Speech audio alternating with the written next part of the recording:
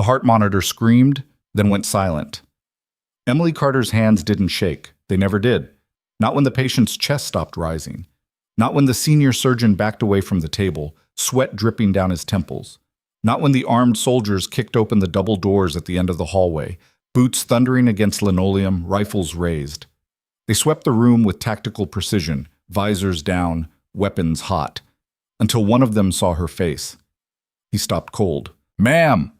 His voice cracked through the radio static. "We have visual confirmation. She's here." The surgeon blinked. "Who the hell are you talking about?" But Emily didn't answer. She was already moving, hands on the patient's chest, compressions hard and rhythmic, eyes locked on the monitor like she was reading a language no one else in the room understood. The soldier lowered his rifle, just slightly, just enough. And Emily Carter, the woman they'd called just a nurse an hour ago, gave her first order.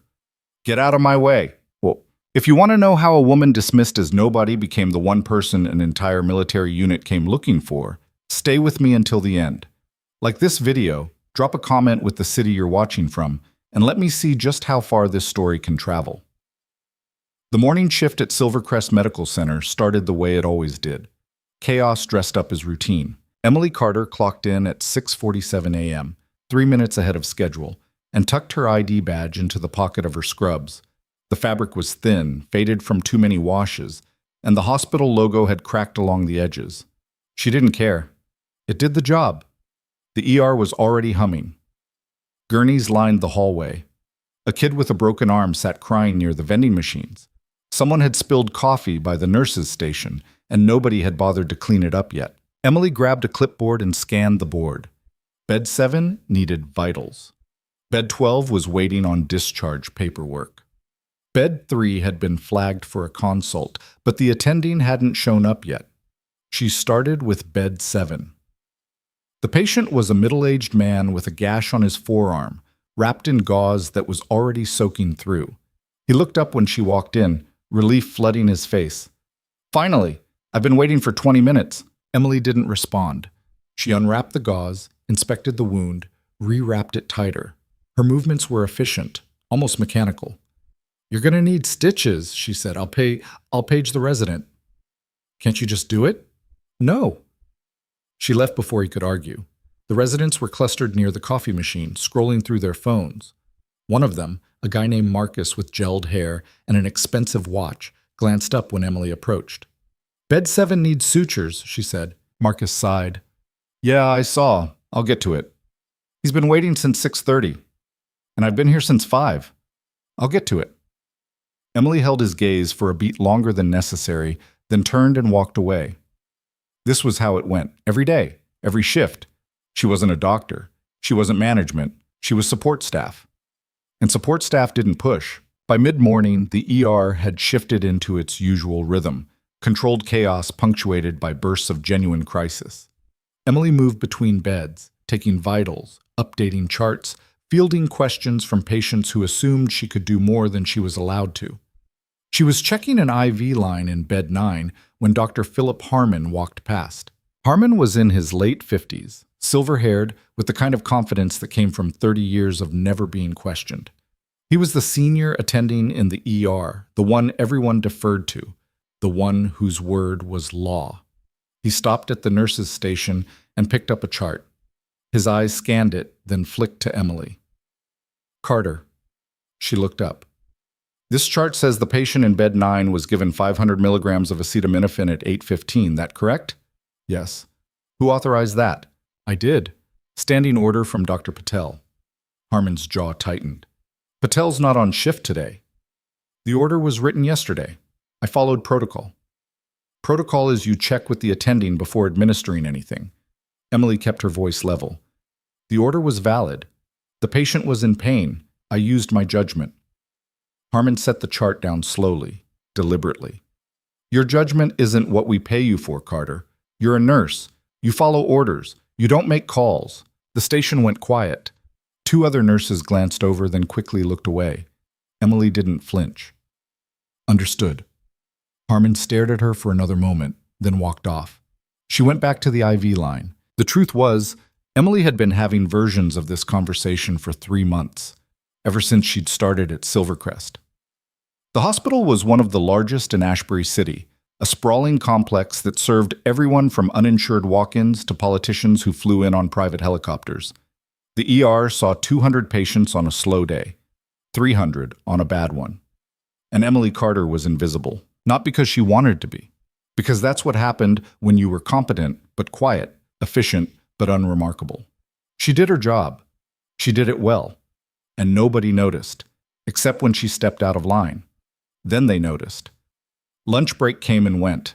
Emily ate a granola bar in the supply closet because the break room was full and she didn't feel like making small talk. She checked her phone. No messages. She put it away. At 1:30, the doors to the ER slid open and a stretcher rolled in, flanked by 2 paramedics and a security detail in dark suits.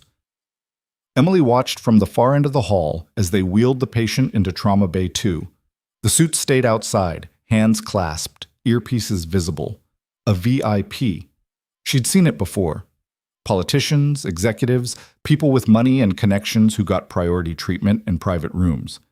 The hospital bent over backward for them. Dr. Harmon appeared almost immediately, buttoning his coat as he strode toward the trauma bay.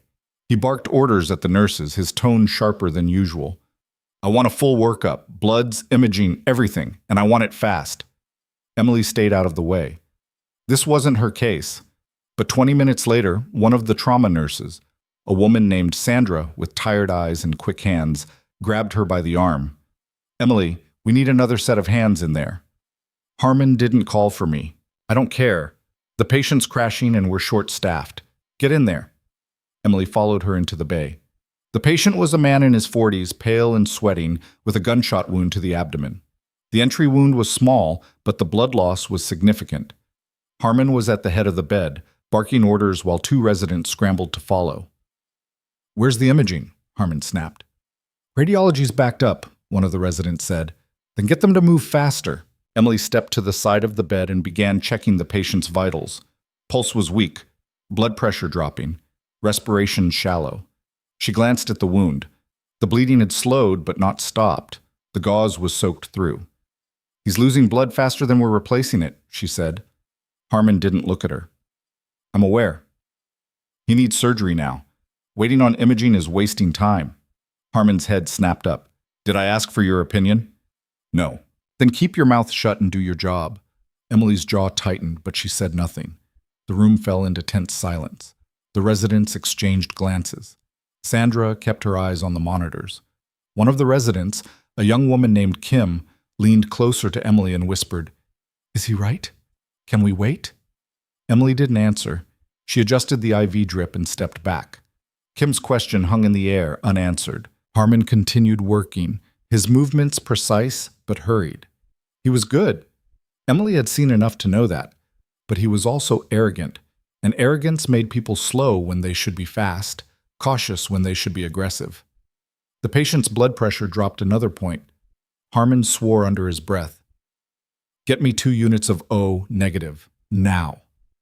Sandra moved, but Emily was already at the cooler, pulling the units before Sandra reached the door. Harmon glanced at her, irritation flashing across his face, but he didn't say anything.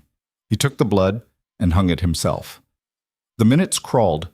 Emily watched the monitors, watched the patient's face, watched Harmon's hands, and then the lights went out. For a split second, everything was black. Then the emergency generators kicked in, bathing the room in dim red light. "What the hell?" Harmon started. An alarm blared. Not a medical alarm, a security alarm. One of the suits outside the door pushed inside, radio in hand. "We need to move the patient, now." Harmon stared at him. "We're in the middle of a procedure." "I don't care. This facility is under lockdown, active threat. We're evacuating the VIP. He can't be moved. He'll bleed out." "Then stabilize him in the next 60 seconds, or we're taking him anyway." The suit didn't wait for a response. He stepped back into the hallway, speaking rapidly into his radio. Emily's mind kicked into overdrive. Active threat, lockdown, military-grade security detail. This wasn't a random shooting. This was coordinated. Harmon looked at the residents. "Get the portable monitor. We're moving him to the OR." "He won't make it," Emily said. Harmon whirled on her. "Excuse me?" "He won't make it. The bleeding's internal. Moving him now will kill him. You need to clamp the bleed here. That's not protocol. Protocol is going to get him killed. Harmon's face flushed. You don't get to make that call. Then you make it. Fast. For a moment, the two of them locked eyes. The room seemed to shrink. Sandra was frozen by the IV stand. Kim had her hand on the portable monitor but wasn't moving. The suit was back in the doorway, watching, hand on his weapon. Dr. Harmon, Emily said, voice low. You've got maybe 2 minutes before he crashes. If you move him, he's dead before you reach the elevator. If you operate here, he's got a chance. Harmon's jaw worked. You're out of line, Carter. I know. If I report this, then report it, after he's stable. The monitor started beeping faster. The patient's pressure was dropping again. Harmon looked at the screen, looked at the patient, looked at Emily, and then the patient's monitor started screaming. Flatline. Harmon froze. Emily didn't. She shoved past him, grabbed the defibrillator, and charged the paddles. Clear. The shock hit. The patient's body jerked.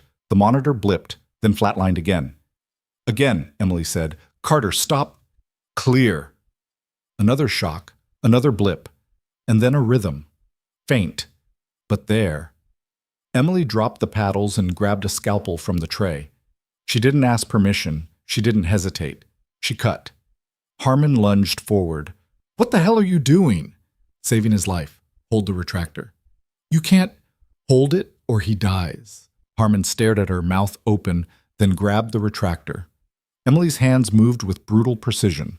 She widened the incision, found the bleeder, clamped it. Blood spurted, then stopped. She worked fast, faster than anyone in the room had seen a nurse work. Her fingers didn't fumble, didn't hesitate. Every movement was exact. Kim whispered, "Oh my God." The monitor stabilized. Emily tied off the clamp, checked the site, then stepped back. Her scrubs were covered in blood. Her gloves were slick with it. The room was silent except for the rhythmic beep of the heart monitor. Emily straightened, blood on her gloves, and looked at Harmon. He's stable. You can move him now. Harmon didn't respond. He was staring at her hands. One of the residents whispered, "Where did you learn to do that?" Emily peeled off her gloves and dropped them in the trash. Doesn't matter. Sandra was staring too. Emily, that was... The door burst open. Soldiers. Not hospital security, not police. Soldiers in full tactical gear, rifles raised, moving with the kind of precision that came from live combat. They swept the room, visors down, and then one of them stopped. He was looking at Emily. "Ma'am," he said, voice clipped and formal, "we need you to come with us." Harmon blinked. "What?" The soldier ignored him. His eyes were locked on Emily. "Now, ma'am." Emily didn't move. "The patient's stable. You can evac him." "We're not here for the patient." The room went cold. Harmon looked between the soldier and Emily, confusion twisting into something sharper. "What is this?" he demanded. "Who the hell are you?" Emily met his gaze. Her expression was flat, unreadable. "I'm a nurse," she said. The soldier stepped closer. "Ma'am, we need to move. Command's waiting." Emily finally nodded. She stripped off her second pair of gloves, tossed them, and walked toward the door. Harmon grabbed her arm. "You don't just walk out in the middle of..." The soldier's rifle shifted, just slightly. Harmon let go. Emily walked toward the door, but before she could reach it, another figure appeared in the hallway. A woman in a dark suit, no weapon visible, but the kind of presence that said she didn't need one. "Ms. Carter," the woman said. Her voice was calm, controlled. "I'm Agent Rebecca Marsh, Homeland Security. We need to debrief you immediately." Harmon's face went white. "Homeland Security? What the hell is going on?" Marsh didn't even glance at him. "This facility is under a Level 3 security protocol. The individual you just stabilized is a federal asset involved in an ongoing operation. We have credible intel that the attack on him was part of a larger coordinated threat." Emily's face didn't change. "What does that have to do with me?" Marsh's eyes narrowed slightly. "We ran your ID when you clocked in this morning. Your file was flagged." "I don't have a file." "You do. It's just classified." The words hung in the air like a blade. Harmon stepped forward. "I don't know what kind of game this is, but Emily Carter is a staff nurse. She's been here 3 months. Her background check was clean. If there was something... Her background check showed exactly what it was supposed to show, Marsh interrupted, which is nothing. Emily's jaw tightened. I'm not doing this here. Then let's go somewhere private. Marsh gestured toward the hallway. Emily started to follow, but Harmon blocked her path. No, he said. Absolutely not. You don't get to just walk in here and take my staff without an explanation. I'm the senior attending. This is my ER. Marsh's expression didn't change. Doctor, if you obstruct a federal investigation, I will have you removed from this building in handcuffs. Step aside. Harmon's face flushed red, but he didn't move. One of the soldiers stepped forward. Sir, step aside. For a long, tense moment, Harmon stood his ground. Then slowly he stepped back. Emily walked past him without a word. As she moved into the hallway, she could feel every pair of eyes on her. Nurses, residents, patients in the waiting area. They all watched as she was escorted by armed soldiers through the ER, past the nurses' station, toward the administrative wing. Sandra caught up to her near the elevator. Emily, what's happening? Emily didn't look at her. I don't know. Bullshit. Those guys knew exactly who you were. Sandra, you just performed a surgical procedure in the middle of a trauma bay with no attending supervision. You didn't hesitate, you didn't second guess. You moved like you've done it 100 times before. Emily stopped walking, turned to face her. I need you to go back to the ER, she said quietly. Make sure the patient stays stable. Check his vitals every 10 minutes. If anything changes, page Harmon immediately. Sandra stared at her. Who are you? Emily didn't answer. The elevator doors opened. Agent Marsh gestured for Emily to step inside. 2 soldiers followed. As the doors closed, Emily caught one last glimpse of Sandra's face. Confusion, worry, and something else. Fear. The elevator descended in silence.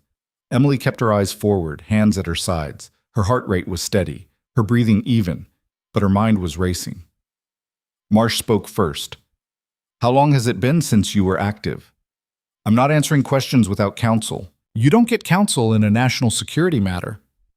Then I guess we're going to have a very short conversation. Marsh smiled thinly. You haven't changed. You don't know me. I know your file, or at least the parts they let me see. Specialist Emily Carter, combat medic. Deployed to active theaters for 6 years, specialty in trauma surgery under fire. 3 commendations. 1 classified incident that got you pulled out and reassigned. Emily said nothing. That incident, Marsh continued, is why you're here. The man you just saved? He's connected to the same operation that got you burned. Emily's expression didn't flicker, but inside something cold settled into her chest. I don't know what you're talking about. Sure you don't. The elevator stopped. The doors opened onto a sublevel Emily had never seen before. Concrete walls. Fluorescent lights.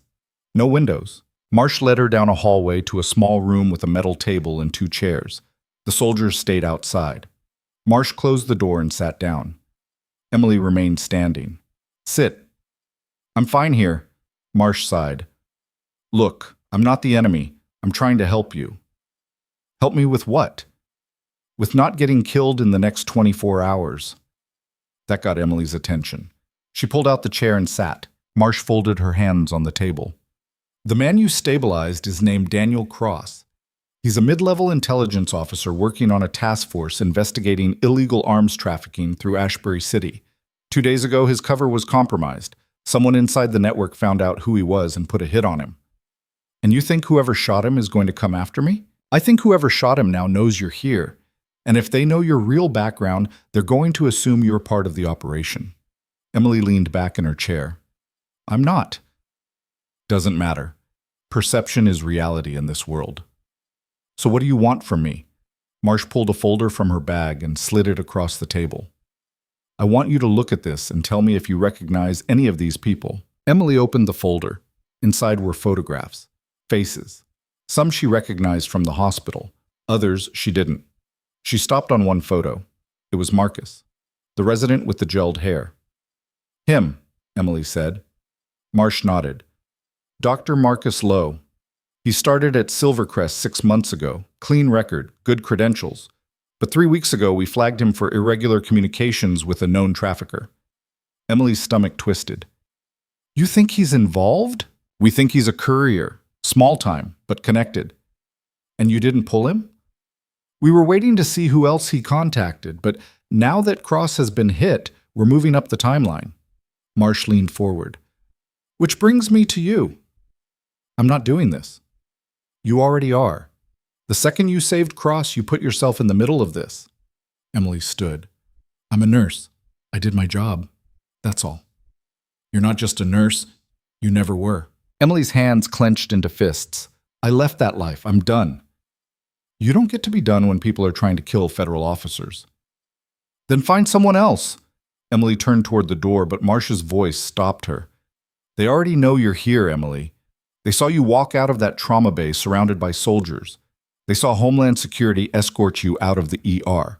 If you walk away now, they're going to assume you're a threat, and they're going to eliminate that threat. Emily turned back slowly. So what are you saying? Marsh met her eyes. I'm saying the only way you stay alive is if you help us finish this. For a long moment, Emily didn't move. Then she sat back down. What do you need? Marsh smiled. It wasn't a kind smile. I need you to go back to work.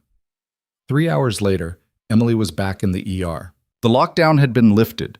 The VIP patient, Daniel Cross, had been moved to a secure location. Harmon was back at the nurse's station writing notes with tight, angry strokes. He looked up when Emily walked in. You're back. I am. Just like that? Just like that. Harmon set down his pen. Carter, I don't know what the hell happened down there, but I want answers. I don't have any. Bullshit. Emily kept her voice level. Dr. Harmon, I did my job. I stabilized a patient. That's all. You performed an unauthorized surgical procedure. And I saved his life. That's not the point. Then what is? Harmon stood, his chair scraping against the floor. The point is, you don't get to play cowboy in my ER. You don't get to ignore protocol and do whatever you want just because you think you know better. Emily met his gaze. If I hadn't done what I did, that man would be dead. Maybe. Or maybe he would have been fine if we'd followed procedure and moved him to the OR. You know that's not true.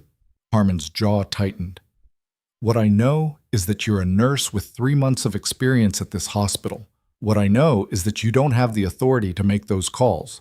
What I know is that you just made me look like an idiot in front of my own team.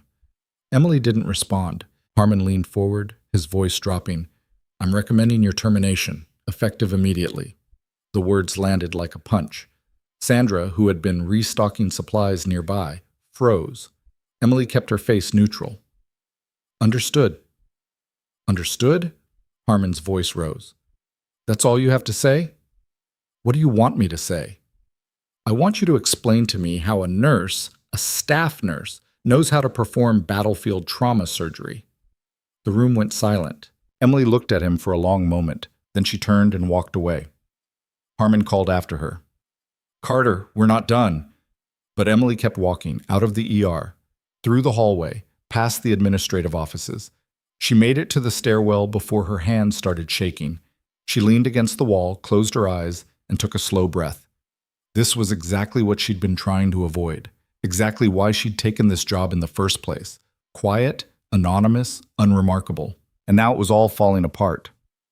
Her phone buzzed. A text from an unknown number, second floor, room 217, alone. Emily stared at the message. Then she deleted it and climbed the stairs. Room 217 was a supply closet. Emily pushed open the door and found Agent Marsh waiting inside, arms crossed. You're late. I got fired. Marsh raised an eyebrow. That was fast. Harmon doesn't mess around. Good. That makes the next part easier. Emily frowned. What next part? Marsh pulled out her phone and showed Emily a photo. It was Marcus, standing outside the hospital, talking to a man in a black jacket. This was taken 20 minutes ago, Marsh said. The man he's talking to is Viktor Sokolov, Russian national, known arms dealer, and the guy who ordered the hit on Cross. Emily's blood ran cold. He's here? He's been here. We think he's been using the hospital as a meeting point, neutral ground, somewhere public enough that no one asks questions. And Marcus is working with him? Marcus is scared. We picked up chatter that Sokolov's putting pressure on him to deliver intel on Cross's location. Now that Cross is gone, Sokolov's going to assume Marcus failed.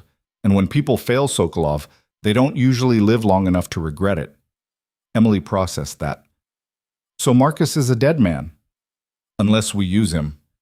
Use him how? Marcia's smile was sharp. You're going to make him an offer. Before Emily could respond, the lights in the hallway flickered, then went out completely. Emergency lighting kicked in, casting everything in red. And somewhere below them, someone started screaming. Emily and Marsh exchanged a look. Then they ran. The screaming came from the east wing. Emily hit the stairwell at a full sprint, Marsh half a step behind her.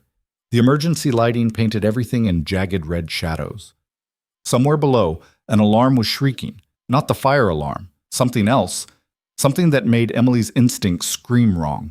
They reached the ground floor and pushed through the double doors into the main corridor. Patients were stumbling out of rooms, confused and frightened. A nurse Emily didn't recognize was trying to herd them back, her voice rising over the chaos. Everyone stay calm! Return to your rooms! No one was listening. Emily scanned the hallway. The screaming had stopped, but now there was something worse. Silence from the direction of the ICU. Marsh grabbed her arm. We need to secure the perimeter. The ICU's that way. I know, that's why we're not going there. Emily pulled free. People are in danger. And you're not a soldier anymore. Emily turned to face her. You're the one who told me I was already in this. Marsh's jaw tightened, but before she could respond, a gunshot cracked through the air. Then another. Emily didn't think. She ran. The ICU was on the second floor, accessible by 2 stairwells and 1 elevator. Emily took the stairs 3 at a time, her sneakers silent on the concrete. She could hear Marsh behind her, swearing under her breath, but she didn't slow down. The second-floor hallway was empty. Too empty. The nurse's station was abandoned, charts scattered across the desk like someone had left in a hurry. One of the monitors was still on, displaying a patient's vitals in steady green lines. Emily moved toward the ICU entrance. The doors were propped open. Inside, the lights were off, except for the glow of the machines. She stepped through. The first thing she saw was blood. A security guard was slumped against the wall, hand pressed to his side, his radio sparking on the floor beside him. His breathing was shallow, ragged. Emily dropped to her knees beside him. Where are you hit? Left side, he gasped. 2 guys came in through the service entrance. They went for room 9. Room 9. Emily's stomach dropped. That was where they'd moved Daniel Cross after the ER. She looked up at Marsh, who had just entered, weapon drawn. They're here for Cross, Emily said. Marsh was already moving. Stay with the guard. Like hell! Emily grabbed a handful of gauze from the supply cart and pressed it against the guard's wound. He hissed in pain but didn't pull away. Keep pressure on this, she told him. Don't move. Then she was up and running again. Room 9 was at the end of the hall. The door was closed, but Emily could see light bleeding out from underneath. She slowed as she approached, pressing her back against the wall. Marsh caught up to her, breathing hard. You don't have a weapon. I don't need one. Emily, you want me in this? Then let me do my job. Marsh stared at her, then gave a curt nod. Emily reached for the door handle, turned it slowly, pushed. The room was a mess. The bed was empty. IV lines torn loose and hanging like severed veins. Medical equipment had been shoved aside. And in the center of the room stood 2 men in black tactical gear, one of them holding a pistol, the other rifling through the drawers. Neither of them had seen her yet. Emily stepped inside. He's not here. Both men spun around, weapons raised. Emily kept her hands visible, palms out. Cross was transferred an hour ago. You're wasting your time. The man with the pistol, tall, broad-shouldered, with a scar running down his left cheek, narrowed his eyes. Who the hell are you? I'm a nurse, and you just shot a security guard. Not our problem. It will be when the cops show up. The second man, shorter and wiry, stepped forward. Where'd they take him? I don't know. Bullshit. Emily kept her voice steady. I'm a staff nurse. They don't tell me where federal assets get moved. The scarred man tilted his head, studying her. You're the one who saved him. In the ER. Emily didn't respond. Yeah, he continued. We heard about that. You're good. Real good. He smiled, but it didn't reach his eyes. Shame you're on the wrong side. Behind her, Emily heard Marsh shift. The scarred man's gaze flicked past Emily. And you brought backup. Smart. Marsh stepped into view, weapon trained on him. Federal agent, put the guns down. The scarred man laughed. You think we're scared of you? You should be. There's two of us, one of you, and your friend here's unarmed. Marsh didn't blink. Last chance. For a moment, no one moved. Then the wiry man lunged. He went for Marsh, fast and low, trying to knock the gun out of her hand. Marsh sidestepped, brought her elbow down hard on the back of his neck. He dropped like a stone. The scarred man swung his pistol toward Marsh. Emily moved without thinking. She grabbed the IV stand beside her and swung it hard, catching him across the shoulders. He stumbled, cursing, and the gun went off. The shot went wide, punching a hole in the ceiling. Marsh was on him in a second, driving her knee into his stomach. He doubled over, gasping, and she wrenched the gun from his hand and slammed him face first into the wall. The wiry man groaned and tried to get up. Emily kicked his weapon away, then planted her foot on his back. Stay down! He did. Marsh had the scarred man in cuffs now, her knee pressed into his spine. Emily, check the hallway.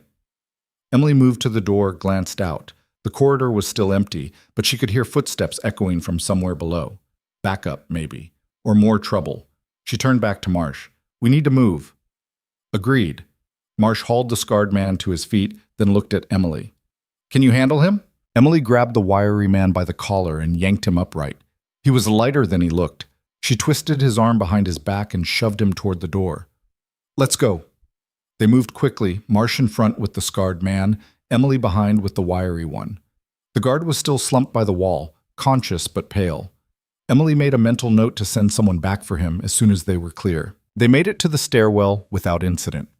Marsh pushed the door open and gestured Emily through. That's when the wiry man decided to make his move. He twisted hard, breaking Emily's grip, and lunged for the railing. Emily grabbed for him, caught his jacket, but he was already pulling something from his pocket. A knife. He swung it in a wide arc. Emily jerked back, felt the blade whisper past her ribs. She didn't let go of his jacket. He swung again.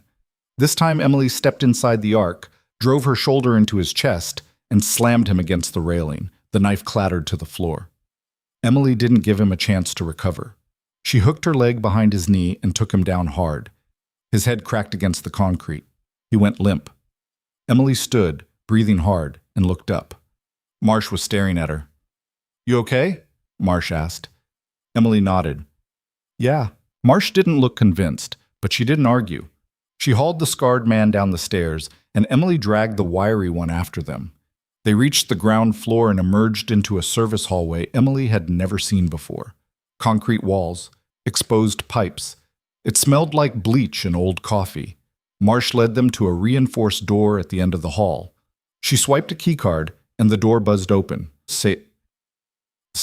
Inside was a small windowless room with a metal table and 4 chairs. Marsh shoved the scarred man into one of the chairs and cuffed him to the table. Emily did the same with the wiry man. Then Marsh locked the door and leaned against it, exhaling slowly.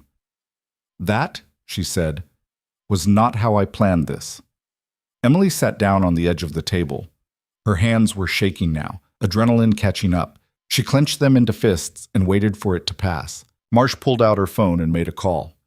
Yeah, it's me. We've got 2 in custody. ICU, 2nd floor. I need a cleanup team and medical for the guard. She paused, listening. No, she's fine. Yeah, I'll brief you later. She hung up and looked at Emily. You sure you're okay? I'm fine. You just took down an armed suspect with your bare hands. It wasn't the first time. Marsh's expression shifted. No, I guess it wasn't. Emily looked at the 2 men cuffed to the table. The scarred man was glaring at her, jaw tight. The wiry one was still half conscious, head lolling. Who sent them? Emily asked. We'll find out, Marsh said, but I'm guessing Sokolov. They knew about Cross. They knew which room he was in. Which means someone inside the hospital told them. Emily's stomach twisted. Marcus. Marsh nodded. Most likely. So where is he now? That, Marsh said, is the question. They found Marcus 20 minutes later in the parking garage.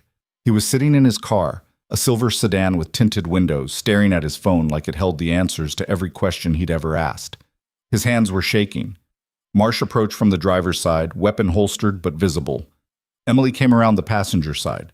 Marcus didn't notice them until Marsh tapped on the window.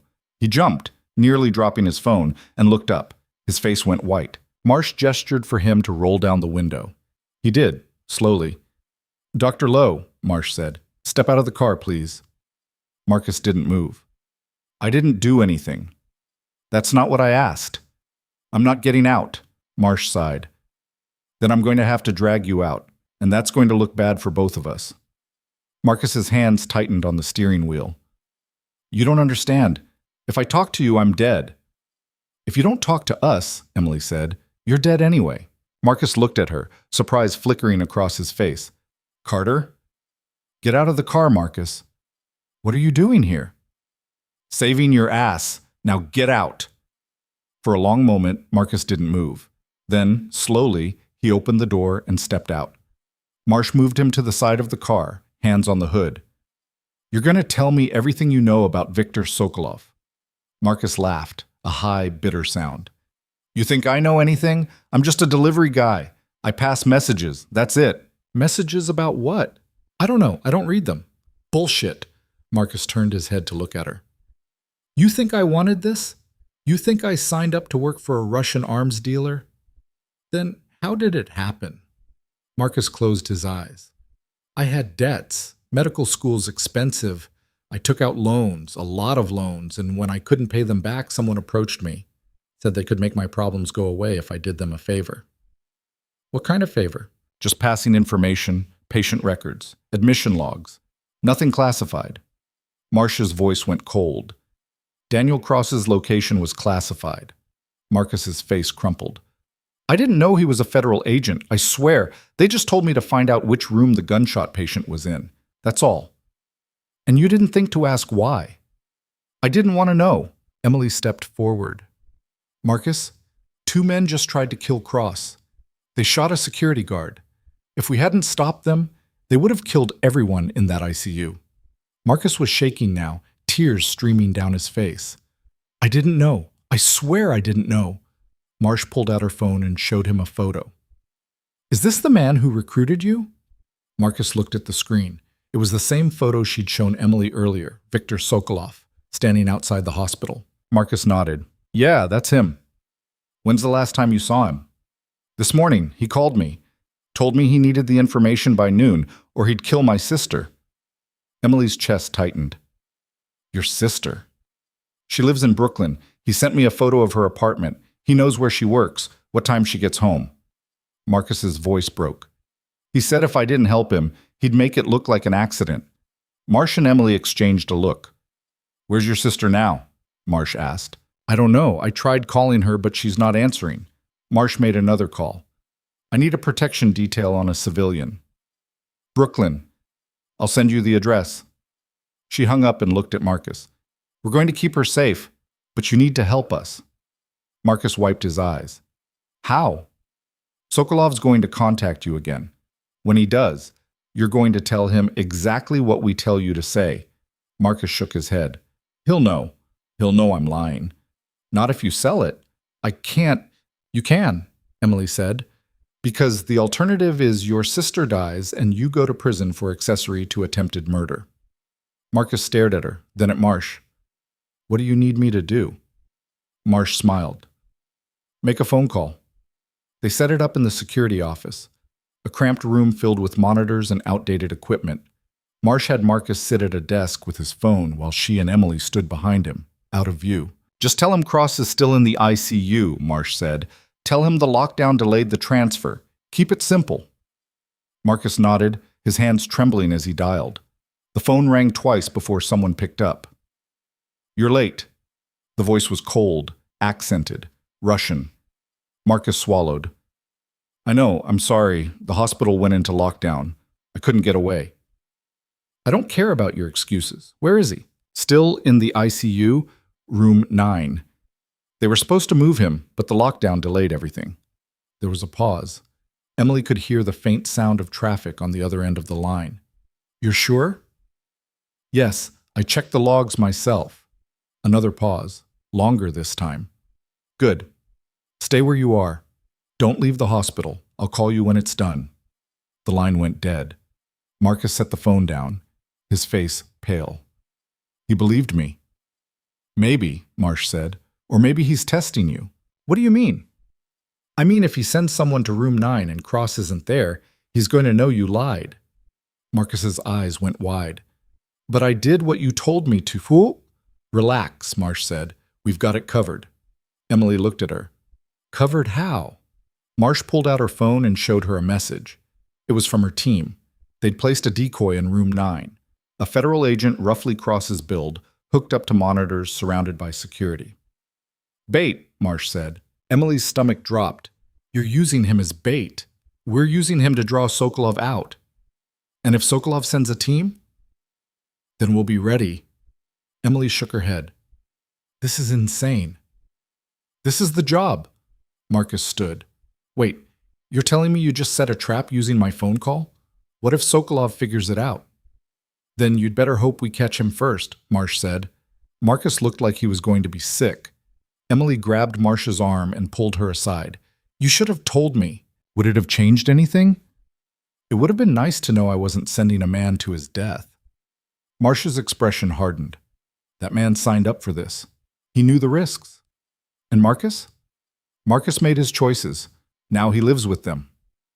Emily wanted to argue, but before she could, one of the monitors on the wall flickered. It was a security feed from the second-floor ICU. And 3 men in black tactical gear were walking toward room 9. Marsh grabbed her radio. All units, we have visual. 3 suspects approaching target location. Stand by. Emily watched the screen. The men moved with precision, weapons drawn, splitting up to cover multiple angles. One of them reached room 9 and pushed the door open. Then everything happened at once. Lights flooded the hallway. Federal agents in full gear poured out of the surrounding rooms, weapons raised, shouting commands. The suspects froze. For a split second, it looked like they were going to surrender. Then one of them opened fire. The monitor went white with muzzle flashes. Emily couldn't see what was happening, just chaos, bodies moving, the flash of gunfire. And then abruptly, it stopped. Marsh's radio crackled. Suspects down. All 3 in custody. No casualties. Marsh exhaled. Copy that. Emily stared at the screen. The hallway was a mess. Overturned gurneys, shattered glass, agents securing the suspects. But no one was dead. Marcus was gripping the edge of the desk, knuckles white. Is it over? Not even close, Marsh said. She was right. 10 minutes later, Marsh's phone rang. She answered, listened, then her face went hard. Where? She said. Then, how many? Another pause. I'm on my way. She hung up and looked at Emily. Sokolov's at the hospital. Emily's blood went cold. What? Security spotted him on the ground floor cameras. He's in the building, right now. Marcus stood. He's here? Sit down, Marsh snapped. Then to Emily. I need you to stay with him. Like hell. Emily, if Sokolov's here, he's not coming alone. You're going to need backup. Marsh stared at her for a long moment. Then she pulled a handgun from her belt and handed it to Emily. You remember how to use one of these? Emily checked the magazine, racked the slide. Yeah. Then let's go. They moved through the hospital like ghosts, Marsh leading, Emily covering the rear. The corridors were mostly empty now. Patients had been moved to secure wings. Staff had been told to shelter in place. But Sokolov was here. Somewhere. Marsh's radio crackled. We've got him. Main lobby. He's not alone. They reached the lobby just in time to see Sokolov standing in the center of the room, hands raised, surrounded by a dozen armed agents. He was smiling. Took you long enough, he said. Marsh stepped forward, weapon trained on him. Viktor Sokolov, you're under arrest. Sokolov's smile widened. For what? I haven't done anything. Conspiracy to commit murder, attempted murder of a federal officer, arms trafficking. Want me to keep going? I want to see a lawyer. You'll get one, after we process you. Sokolov's gaze shifted, landing on Emily. His smile faded. You, he said. Emily didn't respond. You're the one who saved him, Sokolov continued, in the ER. Still, Emily said nothing. Sokolov's eyes narrowed. I know who you are. Marsh stepped between them. Shut up. But Sokolov wasn't looking at Marsh. He was looking at Emily, and there was something in his expression. Recognition, maybe. Or worse. You think you're safe now? He said. You think arresting me changes anything? I said shut up, Marsh repeated. Sokolov laughed. You have no idea what you've stepped into, do you? And then, before anyone could stop him, he reached into his coat.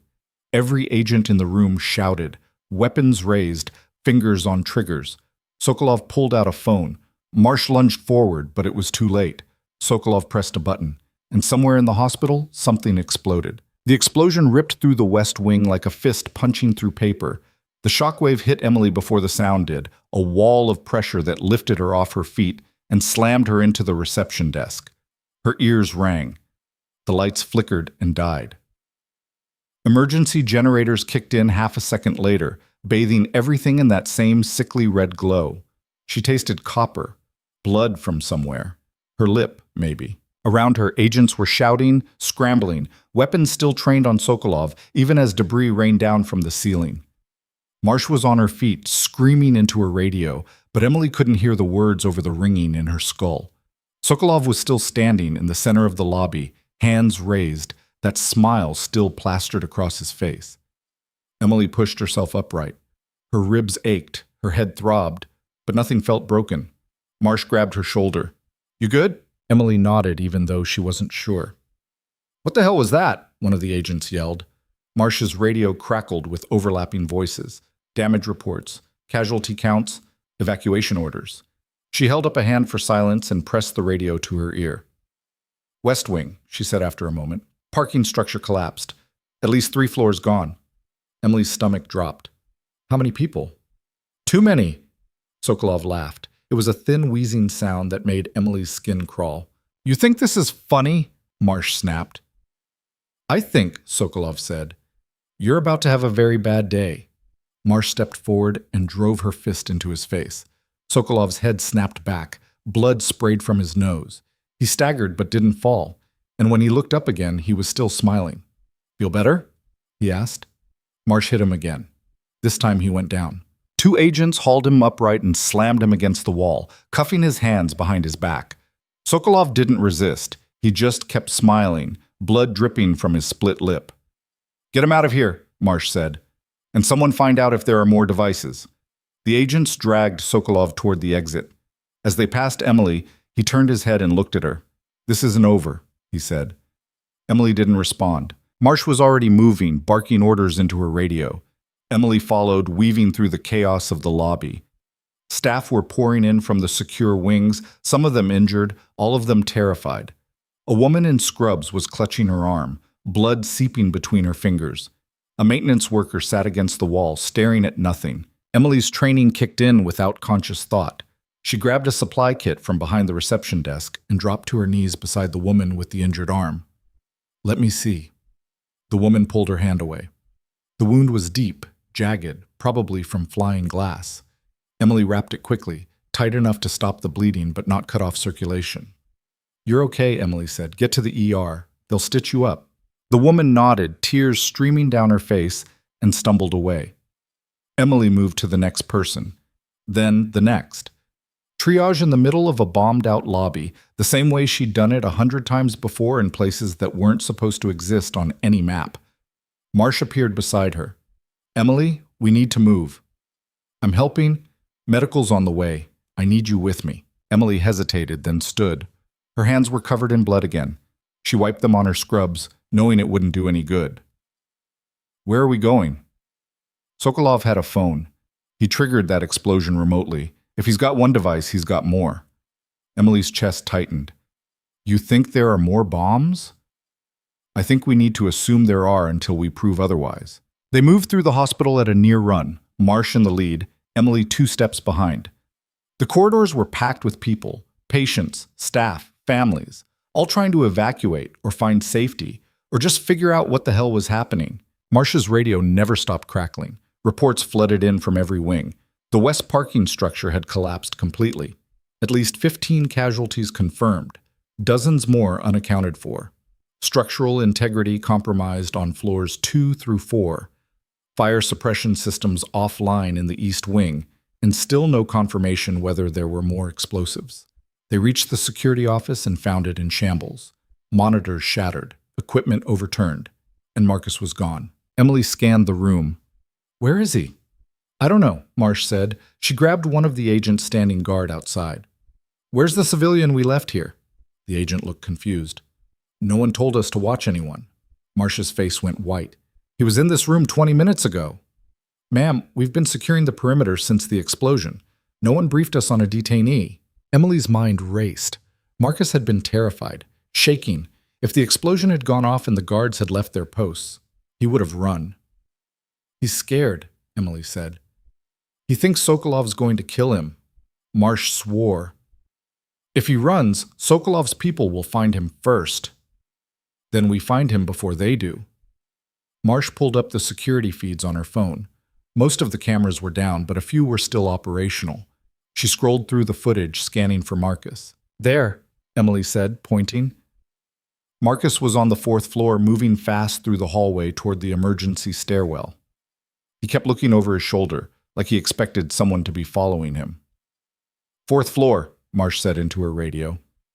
I need eyes on a male civilian, white coat, headed for the east stairwell. They took the stairs 2 at a time. Emily's lungs burned, her legs ached, but she didn't slow down. They hit the 4th floor just as Marcus disappeared through the stairwell door. Marcus, Emily shouted. He stopped, turned. His face was pale, slick with sweat. Stay away from me, he said. Marcus, we're trying to help you. Help me? You used me as bait. Sokolov just blew up half the hospital. And we're going to stop him, Marsh said. But we need you to stay calm. Marcus laughed, high and desperate. Calm? My sister's in danger. There are bombs in this building. And you want me to stay calm? Your sister's safe, Marsh said. We have agents with her right now. You don't know that. Yes, I do. I got confirmation 10 minutes ago. She's in protective custody. Marcus stared at her, searching her face for a lie. I swear to you, Marsh said, she's safe. Marcus's shoulders sagged. He leaned against the wall, sliding down until he was sitting on the floor, head in his hands. Emily approached slowly, crouched beside him. Marcus, I know you're scared, but running isn't going to help. Sokolov's people are still out there. If they find you alone, they'll kill you. They're going to kill me anyway. Not if we protect you. Marcus looked up at her. Why do you even care? Emily didn't have a good answer for that. She should have hated him. He'd sold out a federal agent. He'd put lives at risk. But looking at him now, terrified, broken, drowning in choices he couldn't take back, she just felt tired. Because you don't deserve to die for making a mistake, she said. Marcus's eyes filled with tears. Marsh's radio crackled. All units, we've got movement in the basement. Possible hostiles, requesting backup. Marsh grabbed Marcus by the arm and hauled him to his feet. Let's go. They moved as a unit, Marsh in front, Marcus in the middle, Emily bringing up the rear. The stairwell was dark, the emergency lighting barely functional. Their footsteps echoed. They reached the basement level and pushed through the door into a long, dimly lit corridor. It smelled like mold and disinfectant. Pipes ran along the ceiling, some of them dripping. Ahead, Emily could see movement, shadows shifting. Marsh raised her weapon. Federal agents, show yourself! The shadows stopped moving. Then someone stepped into the light. It was a woman.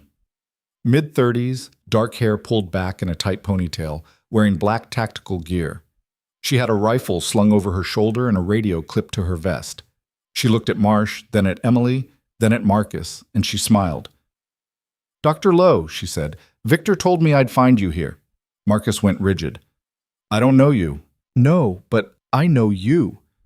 She gestured with her rifle. Step forward, slowly. Marsh didn't lower her weapon. You're making a mistake, the woman laughed. The only mistake here is yours. You think arresting Victor changes anything? He's just one piece. There are a dozen more waiting to take his place. Then we'll arrest them too. Good luck with that. The woman raised her rifle. Marsh fired first. The shot was deafening in the enclosed space. The woman jerked back, stumbling, but she didn't fall. Body armor. She returned fire. Marsh dove to the side, pulling Marcus with her. Emily dropped flat, the bullet screaming over her head. The woman was moving now, retreating down the corridor, firing as she went. Emily scrambled behind a support pillar, pulled the handgun Marsh had given her, and returned fire. 2 shots. Both missed. The woman disappeared around a corner. Marsh was on her feet, breathing hard. "You two stay here." "Like hell," Emily said. "Emily, I'm not letting you go alone." Marsh looked like she wanted to argue, but there wasn't time. She nodded, and they moved. The corridor branched off in 3 directions. Marsh went left. Emily went right. Marcus stayed behind the pillar, hands over his head. Emily's section was darker, narrower. Water dripped from a broken pipe, pooling on the floor. She moved carefully, weapon raised, every nerve on edge. She heard the woman before she saw her, footsteps, fast and deliberate, coming from somewhere ahead. Emily pressed herself against the wall and waited. The woman appeared at the far end of the corridor, rifle raised, scanning for targets. Emily stepped out and fired. The shot caught the woman in the shoulder. She spun, dropping the rifle, and grabbed for the sidearm on her hip. Emily fired again. This time the woman went down. Emily approached cautiously, weapon trained on her. The woman was gasping, clutching her shoulder, blood seeping through her fingers. "Don't move," Emily said. The woman laughed. It was a wet, painful sound. "You think you've won?" "I think you're bleeding out." "There are more of us, everywhere. You can't stop this." Emily crouched beside her, keeping the gun trained on her chest. "Where are the other devices?" "Go to hell." Wrong answer. Emily pressed the barrel of the gun against the woman's wounded shoulder. The woman screamed. "Where are the devices?" "I don't know." "Bullshit. I swear, Victor didn't tell me. He doesn't tell anyone everything." Emily pulled the gun back. The woman was telling the truth. She could see it in her eyes, fear, pain, but no deception. Marsh appeared at the end of the corridor, weapon drawn. "Emily, status?" "One hostile down. She doesn't know where the other bombs are." Marsh swore. She keyed her radio. "I need a bomb squad in the basement. Now." The response came back almost immediately. "Bomb squads on site. Sweeping floors 1 through 3. Basements next." "Copy." Marsh cuffed the woman and hauled her upright. The woman groaned but didn't resist. They made their way back to Marcus, who was still huddled behind the pillar, shaking. "It's over," Marsh told him. Marcus looked up. "Is it?" Before anyone could answer, the lights went out. Not the emergency lights. All the lights. Total darkness. Emily's pulse spiked. She reached for her phone, activated the flashlight. The beam cut through the blackness, illuminating Marsh's face. Marcus's terrified expression. The woman slumped against the wall. "What the hell just happened?" Marsh said. Her radio crackled. "All units. We've lost power to the entire facility. Generators are offline. Cause unknown." Emily's blood went cold. "This is deliberate." Marsh was already moving. "We need to get topside. Now." They ran. Through the dark corridors, up the stairwell, stumbling over debris and each other. Emily's phone light bounced wildly, throwing shadows that looked like people but weren't. They reached the ground floor and burst through the door into chaos. The entire hospital was dark. No lights. No power. Just the faint glow of phone screens and the distant wail of sirens outside. Patients were screaming. Staff were shouting. Someone was crying. Marsh grabbed Emily's arm. "We need to find the backup generators." "Where are they?" "Basement mechanical room, but if the power's out completely, then someone sabotaged them." They looked at each other. Then they ran back toward the stairs. The mechanical room was at the far end of the basement, behind a reinforced door that required a keycard. Marsh swiped hers. Nothing happened. "Electronic locks are down," she said. Emily grabbed a fire extinguisher from the wall and smashed it against the lock. Once, twice, on the third hit, the lock shattered. She kicked the door open. Inside, the generators were intact. Offline, but intact. And standing in the center of the room, holding a detonator, was a man Emily recognized from the security footage. Victor Sokolov, second in command. He looked at them and smiled. "Too late," he said, and he pressed the button. Emily tackled Marsh to the ground. The explosion was smaller this time, contained, but the force was enough to blow out the walls of the mechanical room and send shrapnel screaming through the air. Emily felt something hot slice across her back. Pain flared, sharp and immediate. She rolled off Marsh, gasping. Marsh was already on her feet, weapon drawn, firing at the figure stumbling through the smoke. The man went down. Marsh kicked his weapon away, checked his pulse. He's dead. Emily pushed herself upright. Her back was bleeding, but it didn't feel deep. She'd had worse. Marsh pulled out her radio. Mechanical room is clear. One hostile down. Generators are destroyed. Copy. Fire suppression systems are failing. We're evacuating the entire facility. Marsh looked at Emily. Can you walk? Yeah. Then let's move. They made it back to the ground floor just as the evacuation sirens started blaring. The hospital was emptying in waves, patients on gurneys, staff guiding the walking wounded, families clutching each other. Emily spotted Marcus near the main entrance, talking to a uniformed officer. He looked shell-shocked, but alive. Marsh appeared beside her. We need to get you checked out. I'm fine. You're bleeding. I said I'm fine. Marsh didn't argue. She just handed Emily a field dressing and turned away to coordinate with the other agents. Emily pressed the dressing against her back and winced. It hurt, but it would hold. She looked around at the wreckage. The lobby was destroyed. The West Wing was gone. The generators were sabotaged, and Sokolov was in custody, still smiling. This wasn't over. It was just beginning. An hour later, Emily stood outside the hospital, watching the fire crews work. The building was still standing, but barely. Structural engineers were assessing the damage. Patients had been transferred to nearby facilities. Staff were being debriefed. And Emily was supposed to be resting. Instead, she was replaying the last 6 hours in her head, trying to figure out what she'd missed. Marsh appeared beside her, 2 cups of coffee in hand. She offered one to Emily.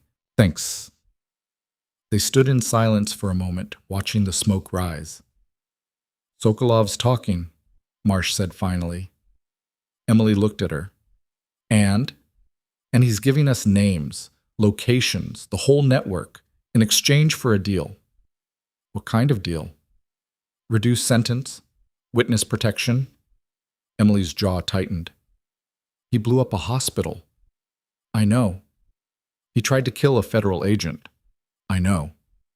And you're going to let him walk? Marsh turned to face her. I'm going to let him help us dismantle an arms trafficking ring that spans 3 continents. And then I'm going to make sure he spends the rest of his life in a cell. That's not walking. Emily wanted to argue, wanted to say it wasn't enough. But she knew how this worked. She'd seen it before. Justice wasn't always clean. It wasn't always fair. Sometimes it was just the best you could do. What about Marcus? Emily asked. He's cooperating. We'll probably offer him immunity in exchange for testimony. He doesn't deserve immunity. Maybe not, but he's the key to proving Sokolov's involvement. Without him, the case falls apart. Emily took a sip of coffee. It was bitter and cold. Marsh's phone buzzed. She glanced at it, then looked at Emily. There's something you need to see.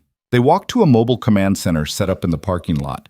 Inside, agents were monitoring screens, reviewing footage, coordinating with local PD. Marsh led Emily to a monitor in the back. We pulled this from the security feed, she said. It's from this morning, before the lockdown. She pressed play. The footage showed the main entrance of the hospital. Normal traffic, people coming and going. Then a car pulled up, black sedan, tinted windows. A man got out. Emily's breath caught. It was Dr. Harmon. He walked to the trunk, opened it, and pulled out a duffel bag. The footage cut to another angle. Harmon in the basement entering the mechanical room. He set the bag down, unzipped it, and pulled out what looked like a brick of C4. Marsh paused the video. Harmon's been on Sokolov's payroll for 8 months, she said. He planted the devices. He fed intel to Marcus. He's the inside man. Emily stared at the screen, her mind spinning. Harmon. The senior attending who'd humiliated her, who'd told her she was just a nurse, who'd recommended her termination. He was the one who'd tried to kill them all. Where is he now? Emily asked, her voice flat. Marsh hesitated. We don't know. He disappeared right after the explosion. We've got units searching, but he's still in the building. Marsh frowned. What makes you say that? Because he thinks he's smarter than everyone else. He thinks he's already won. Emily turned and walked out of the command center. Marsh followed. Emily, wait. He's in the building, Emily repeated. And I'm going to find him. You're injured. You need medical attention. I'm fine. Emily stopped and turned. He tried to kill me. He tried to kill everyone in that hospital, and you're telling me to rest? Marsh opened her mouth, closed it, then nodded. Where do you think he is? Emily thought for a moment. Harmon was arrogant, calculating. He wouldn't run unless he had no other choice. And he wouldn't leave without tying up loose ends. His office, Emily said. He's destroying evidence. They moved quickly, back into the hospital, up the stairs to the administrative wing. Harmon's office was on the 3rd floor, a spacious room with a view of the city. The door was closed. Marsh drew her weapon. Emily did the same. Marsh tested the handle. Locked. She stepped back and kicked. The door flew open. Inside, Harmon was sitting at his desk, calmly feeding documents into a shredder. He looked up when they entered, his expression unreadable. "Agent Marsh," he said. "Ms. Carter, I was wondering when you'd figure it out." Marsh kept her weapon trained on him. "Stand up, hands where I can see them." Harmon stood slowly, raising his hands. "You know, I always thought you were smarter than this, Marsh. But here you are, chasing shadows while the real players walk free. The real players are in custody. You're the last one." Harmon smiled. "Am I?" He reached for something on his desk. Marsh fired. The shot hit Harmon in the shoulder. He staggered back, clutching the wound, blood seeping between his fingers. But he was still smiling. "You think you've won?" he said.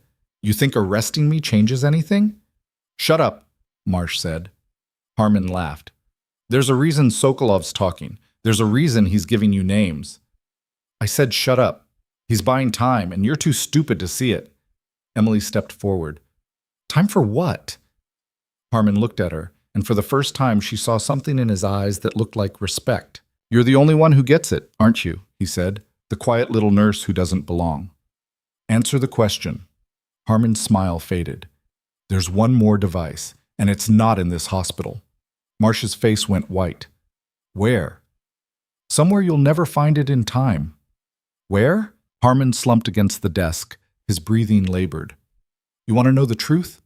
Victor didn't just target Cross, he targeted the entire task force. Every agent, every witness, everyone who could testify against him." Emily's chest tightened. "How?" "One bomb, one location, everyone in the same room." Marsh grabbed her radio. "All units, I need a status on the federal safe house. Now." The response came back 10 seconds later. "Safe house is secure. No activity reported." Marsh exhaled. Harmon laughed again, weaker this time. "Not the safe house." "Then where?" Harmon's eyes fluttered. He was losing blood fast. "Where, Harmon?" "The courthouse," he whispered. "Tomorrow. 9 a.m. Sokolov's arraignment. Everyone will be there." Marsh's face went pale. She grabbed her radio. "I need all units at the federal courthouse. Evacuate the building. Search for explosives. Do it now." She looked at Emily. "We need to go." But Emily was still staring at Harmon. He met her gaze, blood on his lips, and smiled one last time. "You should have stayed invisible," he said. Then his eyes closed, and he stopped breathing. Marsh didn't wait for the medical examiner. She was already out the door, radio pressed to her ear, barking coordinates to every unit within 20 miles of the federal courthouse. Emily followed, her back still throbbing where the shrapnel had torn through her scrubs. The field dressing was soaked through, but there wasn't time to change it. They hit the stairs at a dead run. "How long until the arraignment?" Emily asked. Marsh checked her watch. 16 hours. That's not enough time to sweep the entire building." "I know." They burst through the main entrance into the parking lot. Agents were already mobilizing, piling into black SUVs, engines roaring to life. Marsh headed for the nearest vehicle, Emily right behind her. "You're not coming," Marsh said. "Yes, I am." "You're a civilian, you're injured, and you've done enough." Emily grabbed the door handle before Marsh could close it. "Harmon said the bomb targets everyone who could testify. That includes Cross, and Cross is alive because of me. So either I'm coming with you, or I'm driving there myself." Marsh stared at her for a long moment. Then she moved over. "Get in." The drive to the federal courthouse took 12 minutes. Marsh ran every red light, siren wailing, weaving through traffic like the city was a maze she'd memorized. Emily braced herself against the door, watching the buildings blur past. Marsh's phone rang. She answered on speaker. "Talk to me," she said. "Bomb squad's on site," a voice crackled through. "Buildings being evacuated. We're starting the sweep now." How long? Full sweep? 8 hours minimum, maybe 10. We don't have 10 hours. Then we prioritize. Where do you want us to start? Marsh thought for a second. Courtroom 6. That's where the arraignment's scheduled. Then the holding cells. Then the parking garage. Copy. The call ended. Emily looked at her. You think it's in the courtroom? I think Harmon wanted maximum casualties, and everyone who matters will be in that room. They pulled up to the courthouse just as the last of the staff were being herded out by uniformed officers. The building was a massive concrete structure, all sharp angles and tinted windows, designed to look imposing. Right now it just looked empty. Marsh flashed her badge at the perimeter, and they ducked under the tape. Inside the lobby was chaos. Agents in tactical gear, bomb-sniffing dogs, tech specialists hauling equipment. A man in a suit approached Marsh. He was in his 50s, graying at the temples, with the kind of face that had seen too many briefings and not enough sleep. Agent Marsh, he said, I'm Deputy Director Callahan. I'll be coordinating the response. What's the status? Building's clear of civilians. Bomb squads running dogs through the lower levels now. We've got units sweeping every floor, every room, every closet. If there's a device here, we'll find it. And if you don't find it in time, Callahan's expression didn't change. Then we cancel the arraignment and move Sokolov to a secure location until we're certain. He's expecting that, Emily said. Both of them turned to look at her. Excuse me? Callahan said. Emily stepped forward. Sokolov, he's expecting you to cancel. That's the whole point. He gives you intel, makes you think you're winning, then drops a bomb threat that forces you to shut everything down. Meanwhile, his lawyers file for dismissal based on procedural delays, or he claims his safety's compromised and demands a transfer. Either way, he buys time. Callahan frowned. And you are? Emily Carter. She's consulting, Marsh said quickly. Callahan looked skeptical, but he didn't press. Even if that's true, we can't risk proceeding with an arraignment if there's an active bomb threat. Then don't proceed, Emily said, but don't cancel either. Make him think you're going through with it. How? Stage it.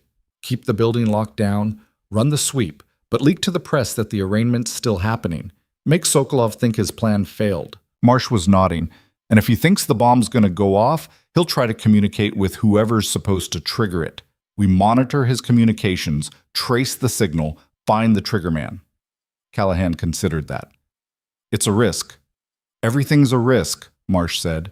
Callahan pulled out his phone and made a call. I need a media statement drafted. Federal arraignment proceeding is scheduled despite threats. Get it to the networks in the next 30 minutes. He hung up and looked at Marsh. We'll try it your way. But if we don't find that device by midnight, we're scrubbing the whole thing. Understood. Callahan walked off, already barking orders into his phone. Marsh turned to Emily. You should have been a cop. I had other plans. Yeah, I read your file. What made you leave? Emily didn't answer. She was watching the bomb squad move through the lobby, their dogs sniffing every corner, every bag, every piece of furniture. Come on, Marsh said. Let's find somewhere you can sit down before you bleed out. They found a break room on the second floor that had been converted into a temporary command post. Monitors lined one wall, displaying feeds from every camera in the building. Agents sat at laptops, reviewing footage, cross-referencing entry logs, searching for anything out of place. Marsh pushed Emily into a chair and handed her a bottle of water. Stay here. I'll get a medic. I don't need a medic. You're bleeding through your shirt. Emily looked down. Marsh was right. The dressing had failed completely. Blood was seeping through the fabric, dark and spreading. Fine, Emily said. But make it quick. Marsh left.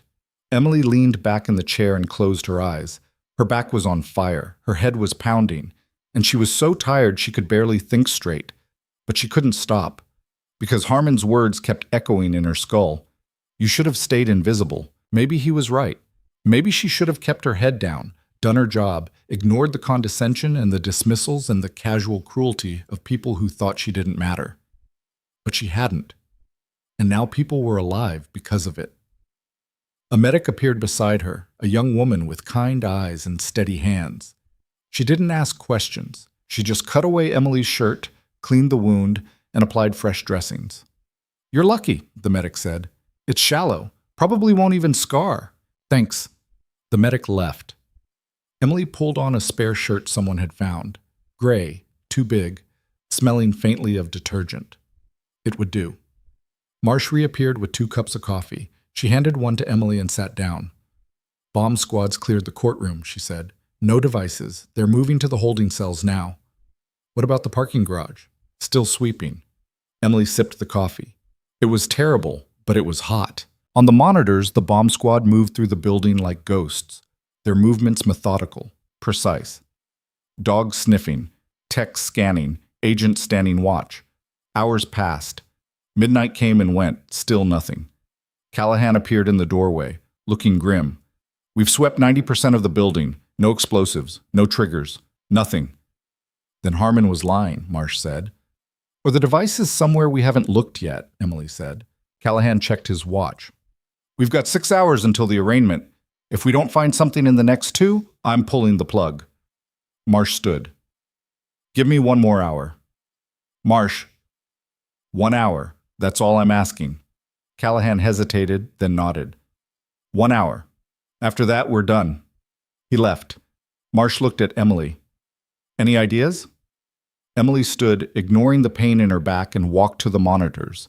She scanned the feeds, looking for something, anything, that felt wrong. Then she saw it.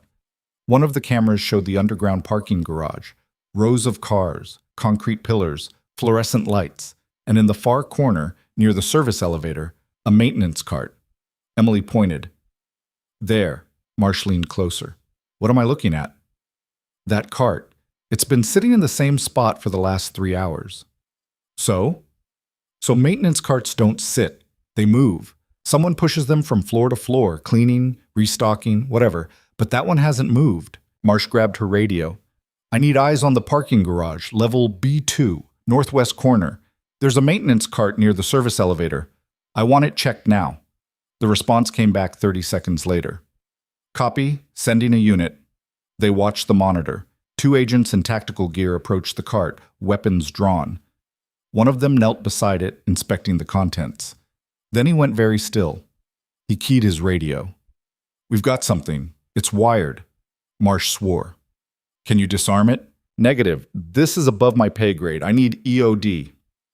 How much time do we have? The agent pulled back a tarp covering the cart. Underneath was a digital timer. 5 hours and 43 minutes. It's set to go off at 9 a.m., the agent said, right when the arraignment starts. Marsh's face went pale. Get the bomb squad down there. Now. The next hour was a blur. The bomb squad descended on the parking garage like an invasion force. They cleared a perimeter, set up lights, and got to work. Emily and Marsh watched from the command post, unable to do anything but wait. The lead tech, a woman named Rivera, worked with the kind of calm precision that came from defusing bombs for a living. She narrated every step over the radio, her voice steady. Device is a standard pressure trigger setup. C4, approximately 3 kilograms, enough to collapse the support columns and bring down the entire northwest corner of the building. Can you disarm it? Marsh asked. Working on it. The minutes crawled. Emily's hands were shaking. She clenched them into fists, trying to steady herself. On the monitor, Rivera was cutting wires, removing panels, working with tools Emily couldn't even name. Timer's accelerating, Rivera said suddenly. Marsh leaned forward. What? It's got a tamper trigger. I touched the wrong wire. It speeds up the countdown. We've got 20 minutes. Can you stop it? I don't know. 20 minutes became 15. 15 became 10. Rivera was sweating now, her hands moving faster, her voice tight. I need more time. You don't have more time, Marsh said. Then we evacuate. If that bomb goes off, it'll take out the parking garage and half the first floor. We can't evacuate far enough. Rivera didn't respond. She was too focused, cutting another wire, removing another panel. 5 minutes. Emily couldn't watch anymore. She stood and walked to the window, staring out at the city. The sun was starting to rise, painting the sky in shades of orange and pink. Behind her, Marsh was on the radio coordinating evacuation routes, pulling agents back, preparing for the worst. 3 minutes. Emily closed her eyes. And then Rivera's voice came through, breathless but steady. I've got it. Timer stopped. Emily spun around. On the monitor, the timer was frozen at 2 minutes and 17 seconds. Marsh exhaled. You're sure? Yeah, it's safe. The room erupted in cheers. Agents clapped each other on the back. Someone cracked a joke. The tension broke like a dam, but Emily didn't feel relief. She felt cold because something was wrong. Harmon had been too confident, too calm. Even bleeding out, he'd smiled, like he knew something they didn't. Emily grabbed Marsh's arm. It's not over. Marsh frowned. What are you talking about? We found the bomb. It's disarmed. Harmon said one device, one location, everyone in the same room. Yeah, the courthouse. And we just stopped it. No. Emily's mind was racing. He said everyone who could testify. That's not just the courthouse, that's... She stopped, turned to the monitors. Where's Marcus? Marsh's face went white. He's in protective custody. Safe house on the east side. Get someone there now. Marsh grabbed her radio. All units, I need a status check on the safe house. Immediately. The response took too long. When it finally came, the voice was shaking. Safe house is compromised. Explosion reported. Fire crews en route. Emily's chest tightened. How many casualties? Unknown. Building still burning. Marsh was already moving, grabbing her jacket, her keys. Let's go. They made it to the safe house in 8 minutes. It was a nondescript townhouse on a quiet street, the kind of place you'd drive past without a second glance. Now it was a crater. The front wall had collapsed. Flames licked at the exposed beams, smoke poured into the sky. Fire crews were already on scene, dragging hoses, shouting orders. Marsh flashed her badge and pushed through the perimeter. Emily followed, her stomach churning. A fire captain approached. You can't be here. Federal agents, Marsh said. How many people were inside? We're still doing a head count. So far, we've pulled out 2 agents. Both alive, critical condition. There was a civilian. Where is he? The captain pointed to an ambulance parked at the curb. Marsh ran. Emily was right behind her. Marcus was on a stretcher, an oxygen mask over his face, paramedics working on him. His face was black with soot, his clothes were burned, but his eyes were open. Marcus, Marsh said. Can you hear me? Marcus turned his head slowly. When he saw her, he tried to speak. Marsh pulled the oxygen mask down. What happened? Package, Marcus rasped. Delivered this morning. No return address. The agents opened it. What was inside? Bomb. Marsh swore. Emily knelt beside the stretcher. Marcus, did you see who delivered it? Marcus shook his head. Courier service. Left it on the porch. What company? I don't know. The agents didn't check. The paramedic pushed Marsh back. We need to get him to a hospital. Now. They loaded Marcus into the ambulance and it pulled away, siren wailing. Marsh turned to Emily. Harmon set us up. He told us about the courthouse so we'd focus all our resources there. Meanwhile, he had a second team hit the safe house. It's worse than that, Emily said. He didn't just want to kill Marcus. He wanted to take out the agents protecting him, anyone who could connect Sokolov to the operation. So what now? Emily looked at the burning building, at the fire crews, at the crowd of neighbors standing behind the police tape filming with their phones. Now we go after Sokolov directly. They drove back to the federal detention center where Sokolov was being held. It was a fortress, concrete walls, barred windows, armed guards at every entrance. Marsh badged her way through security and led Emily down a long corridor to the interrogation rooms. Sokolov was sitting at a metal table, hands cuffed to a chain bolted to the floor. He looked up when they entered, and that same smile spread across his face. Agent Marsh, he said. Back so soon? Marsh didn't sit. We found your bomb. Did you? Courthouse parking garage. Disarmed it 2 hours ago. Sokolov's smile didn't falter. Then why do you look so upset? Because you had a second device. At the safe house. I don't know what you're talking about. Bullshit. You targeted Marcus. You killed 2 federal agents. Sokolov leaned back in his chair. I've been in custody for 12 hours. How could I possibly have done that? You have people on the outside. Prove it. Marsh slammed her hands on the table. I don't need to prove it. I know it was you. Sokolov laughed. You know nothing. You think you're clever, but you're just chasing shadows. While you waste time interrogating me, my people are already moving. By tomorrow, this entire operation will be memory, and you'll have nothing. Emily stepped forward. You made a mistake. Sokolov looked at her, his smile fading slightly. And what mistake is that? You assumed we'd stop after we found the bomb. You assumed we'd focus on saving lives instead of ending yours. Ending mine? Sokolov's smile returned. You can't touch me. I have a deal. Immunity in exchange for testimony. The deal's void if you ordered an attack while in custody. You can't prove I ordered anything. Emily pulled out her phone and placed it on the table. She pressed play.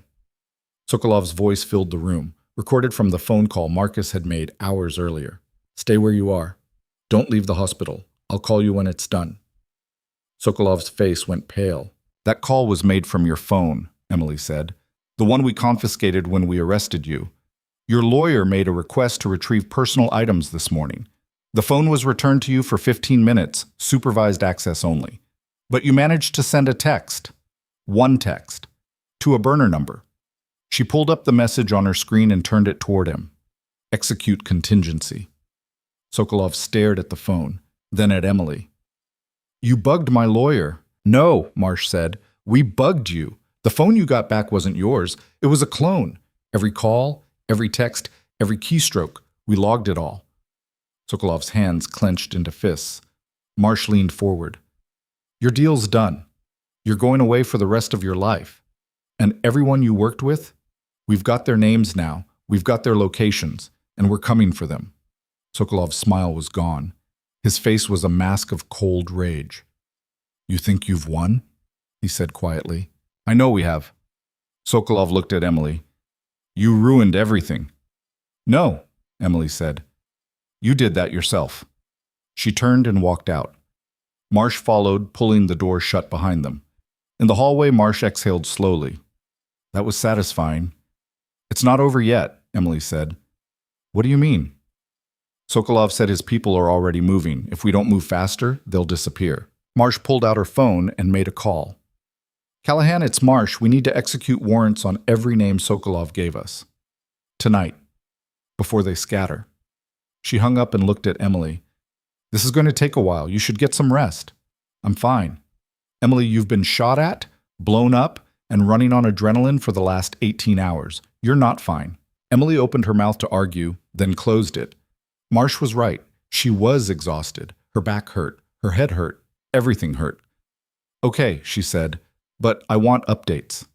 You'll get them. Marsh walked her to the exit. Outside, the sun was fully up now, bright and warm.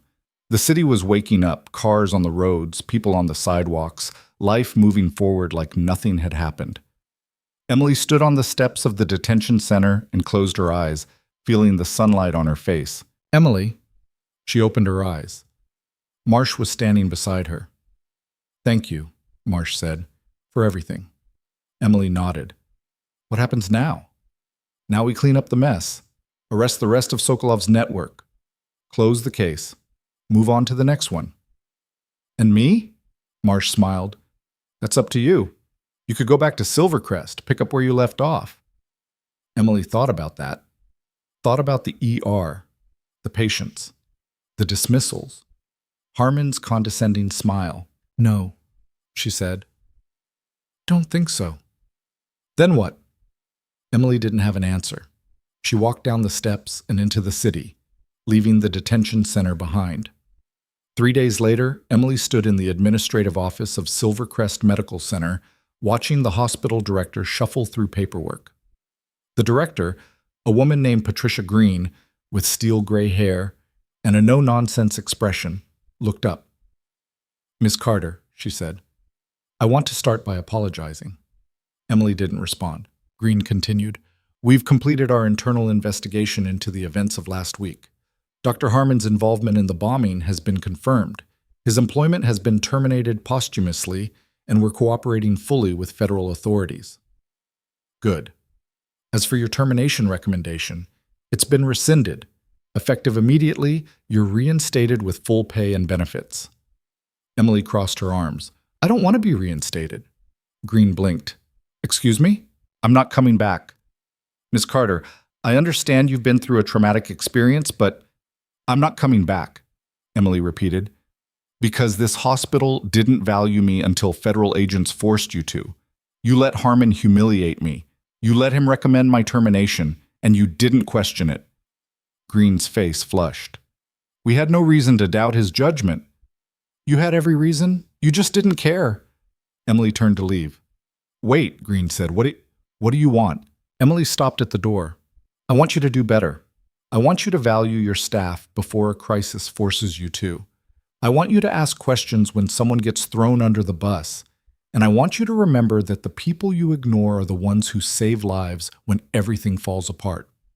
She walked out. In the parking lot, Marsh was waiting, leaning against her car. How'd it go? She asked. I quit. Marsh smiled. Good, because I have a job offer for you. Emily raised an eyebrow. I'm not a federal agent. No, but you could be a consultant. We need people with your skill set. Medical training, combat experience, someone who can think under pressure. I left that world for a reason. I know, but the world didn't leave you. Marsh pulled an envelope from her jacket and handed it to Emily. Just think about it. Emily took the envelope but didn't open it. Marsh got in her car and drove away. Emily stood alone in the parking lot, holding the envelope, staring at the hospital. Then she turned and walked to her own car. She had no idea what came next, but for the first time in a long time, she wasn't invisible. And that was enough. 2 weeks later, Emily sat in a small office in downtown Ashbury City, filling out paperwork. Across from her, a recruiter in a suit smiled. Welcome aboard, Ms. Carter. Your first assignment starts Monday. Emily signed the last form and pushed it across the desk. Where am I going? The recruiter opened a folder and slid a photo toward her. It showed a hospital, overseas. Somewhere Emily didn't recognize. Classified medical operation, the recruiter said. High risk, high reward. You'll be embedded with a task force running counterintelligence in a conflict zone. Emily stared at the photo. Then she smiled. When do I leave? The recruiter pulled out a plane ticket, and on the back of the ticket, handwritten in neat block letters, was a single line. They're waiting for you. Emily stared at the handwritten note on the back of the plane ticket. They're waiting for you. She turned the ticket over. Departure, 6 a.m., Monday. Destination, redacted. Just a series of coordinates and a briefing location. The recruiter was watching her, hands folded on the desk. Any questions? He asked. Emily set the ticket down. Who wrote this? I can't disclose that. Can't or won't. The recruiter's expression didn't change. Does it matter?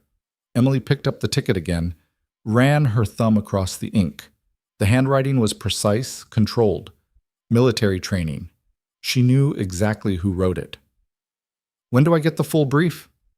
Monday morning, 0600. You'll meet your team lead at the airfield. Emily stood. I'll be there. The recruiter extended his hand. She shook it. As she walked out of the office, her phone buzzed. A text from an unknown number. Rooftop. Now. Emily took the stairs. The building was 12 stories, and by the time she reached the roof access door, her legs were burning. She pushed through and stepped into the cold morning air. Marsh was standing near the edge, hands in her pockets, looking out over the city. Emily walked over and stood beside her.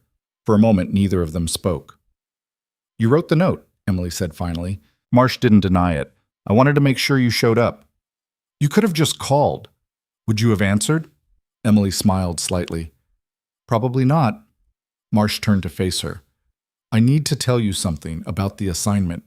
I already know it's classified. It's more than that. Marsh pulled out her phone and showed Emily a file. 3 weeks ago, we intercepted communications from a network operating out of Eastern Europe.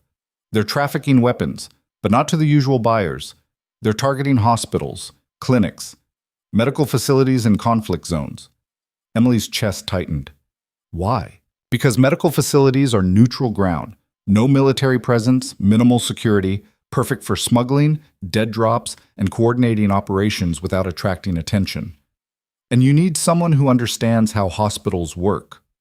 We need someone who can blend in, who knows the rhythms, the protocols, the people. Someone who won't raise red flags. Marsh paused. We need you. Emily looked at the file. Photos of hospitals in war zones. Grainy surveillance footage. Maps with routes marked in red. What's the objective? Infiltrate, gather intel, identify the network's key players, then we dismantle it. How long? 6 months. Maybe less if we get lucky. Emily handed the phone back. And if I say no, then we send someone else. Someone who doesn't have your experience. Someone who might not come back. It was a low blow, and Marsh knew it. But it was also the truth. Emily looked out at the city. The sun was setting, painting the buildings in shades of gold and amber. Somewhere down there, people were living their lives, going to work, coming home, completely unaware of the things happening in the shadows. She'd been one of those people once, invisible, unremarkable. She wasn't anymore. "I'm in," Emily said. Marsh smiled. "I knew you would be. But I have conditions." "Name them." "I want full operational autonomy. I'm not taking orders from someone who doesn't understand the environment." "Done." "And I want a direct line to you. No intermediaries. If something goes wrong, I need to know I can reach you." "You'll have my personal number." Emily extended her hand. "Then we have a deal." Marsh shook it. "Welcome to the team." The weekend passed in a blur. Emily spent Saturday packing, sorting through her belongings, deciding what to keep and what to leave behind. She didn't have much. A few boxes of clothes, some books, a photo of her parents that she hadn't looked at in years. She packed the photo. Sunday, she drove to the cemetery. Her parents were buried side by side under an oak tree on the east side of the grounds. Emily hadn't visited in over a year. The headstones were weathered, the grass overgrown. She knelt and pulled the weeds. "I'm leaving again," she said quietly. "I know I said I was done. I know I promised I'd stay close. But something came up. Something important." The wind rustled through the leaves overhead. "I'm not running this time. I'm not hiding. I'm doing what you always told me to do. I'm helping people." She stood, brushed the dirt from her knees. "I'll be back. I don't know when, but I'll be back." She walked back to her car and didn't look back. Monday morning, Emily arrived at the airfield at 5:45 a.m. The place was small, private, the kind of facility that didn't appear on any public maps. A single hangar sat at the end of the runway, its doors open, revealing a transport plane inside. A man in fatigues was waiting near the hangar. He was tall, broad-shouldered, with a scar running down the left side of his jaw. When he saw Emily, he straightened. "Miss Carter?" "That's me." He extended his hand. "Captain James Voss. I'll be your team lead for this operation." Emily shook his hand. His grip was firm, confident. "Call me Emily." "Emily it is." Voss gestured toward the hangar. "We're wheels up in 15. I'll brief you on the flight." Inside the plane, 3 other operatives were already seated. 2 men, 1 woman, all of them looking like they'd seen more combat than most people saw in a lifetime. Voss introduced them. "This is Sergeant Ramirez, Specialist Kwan, and Corporal Daniels. They'll be providing security and tactical support while you're embedded." Emily nodded to each of them. They nodded back. The plane's engines roared to life. Emily buckled in. As they lifted off, Voss handed her a tablet. "This is everything we have on the target facility," he said. "It's a teaching hospital in a city called Velnor, about 200 kilometers from the border. Publicly, it's run by an international medical charity, but our intel suggests it's being used as a front for arms trafficking." Emily scrolled through the file. Floor plans, staff rosters, supply manifests. "What's my cover?" "You're a trauma consultant brought in to train local staff. The charity requested someone with combat medical experience. You fit the profile perfectly." "And the rest of you?" "We'll be nearby. Close enough to provide support if things go sideways, but far enough that we don't compromise your cover." Emily looked at the map.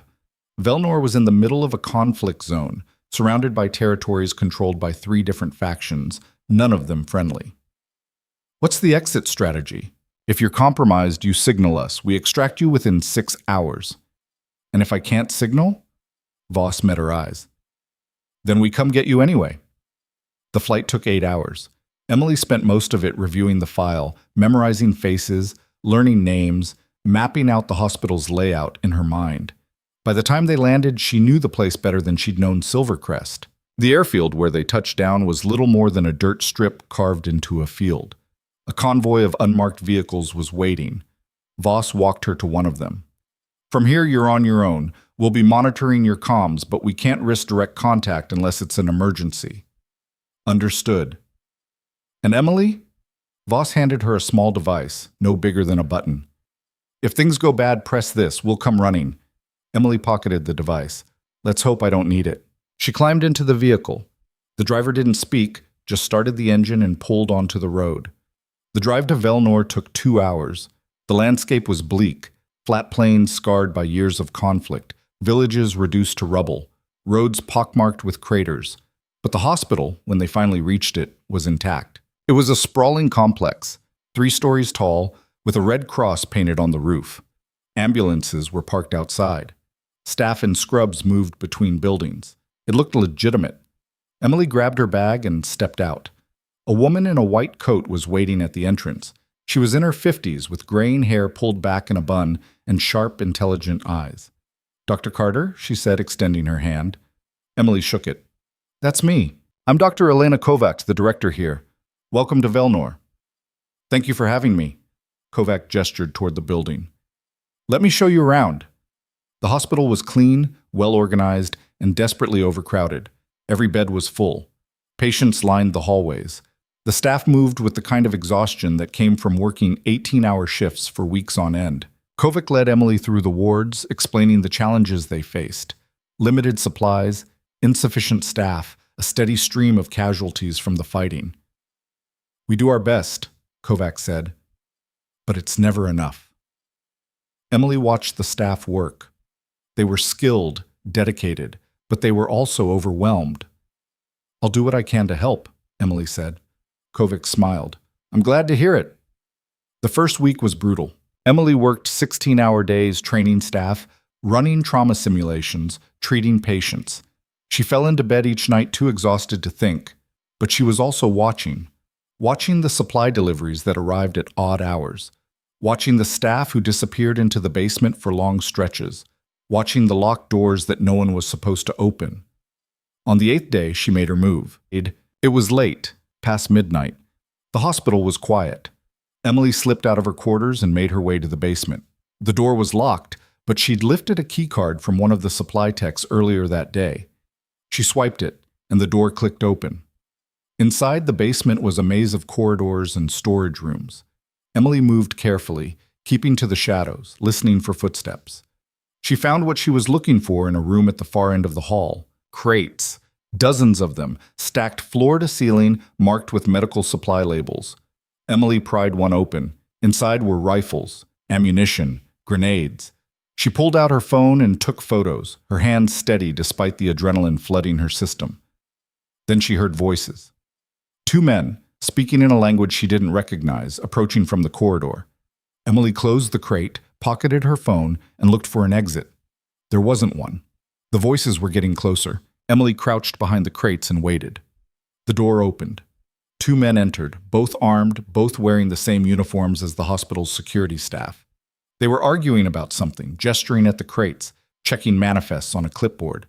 Emily's hand went to the panic button in her pocket, but she didn't press it. Not yet.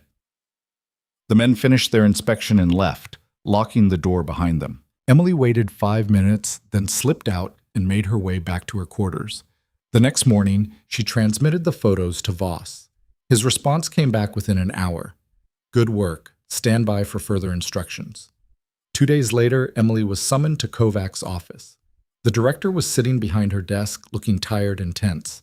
"Dr. Carter," she said, "please, sit." Emily sat. Kovac folded her hands on the desk. "I want to be honest with you. There are aspects of this hospital's operations that are complicated." "Complicated how?" "We operate in a conflict zone. That requires compromises, arrangements with various parties to ensure our safety and the safety of our patients." Emily kept her expression neutral. "What kind of arrangements?" "The kind that allow us to stay open, to keep treating people, to save lives." "By smuggling weapons?" Kovac's face went pale. "I don't know what you're talking about." "I've seen the crates in the basement. I know what's in them." Kovac stood abruptly. "You need to leave. Now." "I'm not going anywhere." "Then you're putting yourself in danger." "I've been in danger before." Kovac stared at her, then sank back into her chair. "You don't understand. If you interfere, they'll kill you, and they'll kill everyone in this hospital." "Who's they?" Kovac didn't answer. Emily leaned forward. "Dr. Kovac, I'm not here to shut you down. I'm here to help. But I need to know what's happening." Kovac was silent for a long moment. Then she spoke, her voice barely above a whisper. 6 months ago, a man came to me. He said his organization controlled the territory around the hospital. He said if we wanted to stay open, We had to cooperate. Cooperate how? Store their supplies. Look the other way when deliveries came in. Keep our mouths shut. And if you refused? He showed me what happens to people who refuse. Kovac's hands were shaking. I had a choice. Let the hospital become a weapons depot or watch it burn to the ground with everyone inside. Emily's chest tightened. What did you choose? I chose to save lives, even if it meant compromising everything I believed in. Emily understood. She'd made similar choices before, choices that kept her up at night. Do you know where the weapons are going? No. I don't ask. I don't want to know. Who's in charge? Kovac hesitated. A man named Alexei Volkov. He runs the local militia. He's the one who made the deal. Emily stood. Thank you for being honest with me. Kovac looked up, surprised. You're not going to report me? I'm going to stop Volkov, and when I do, you'll be free. You can't stop him. He has an army. I've dealt with worse. Emily left the office and pulled out her phone. She texted Voss. I have a name. Alexei Volkov. He's the key. I need everything you have on him. The response came back 30 minutes later. Volkov's a high-value target. Former military. Runs a militia with ties to multiple trafficking networks. Intel suggests he's planning something big. We're moving up the timeline. Extraction in 72 hours. Emily read the message twice. 72 hours.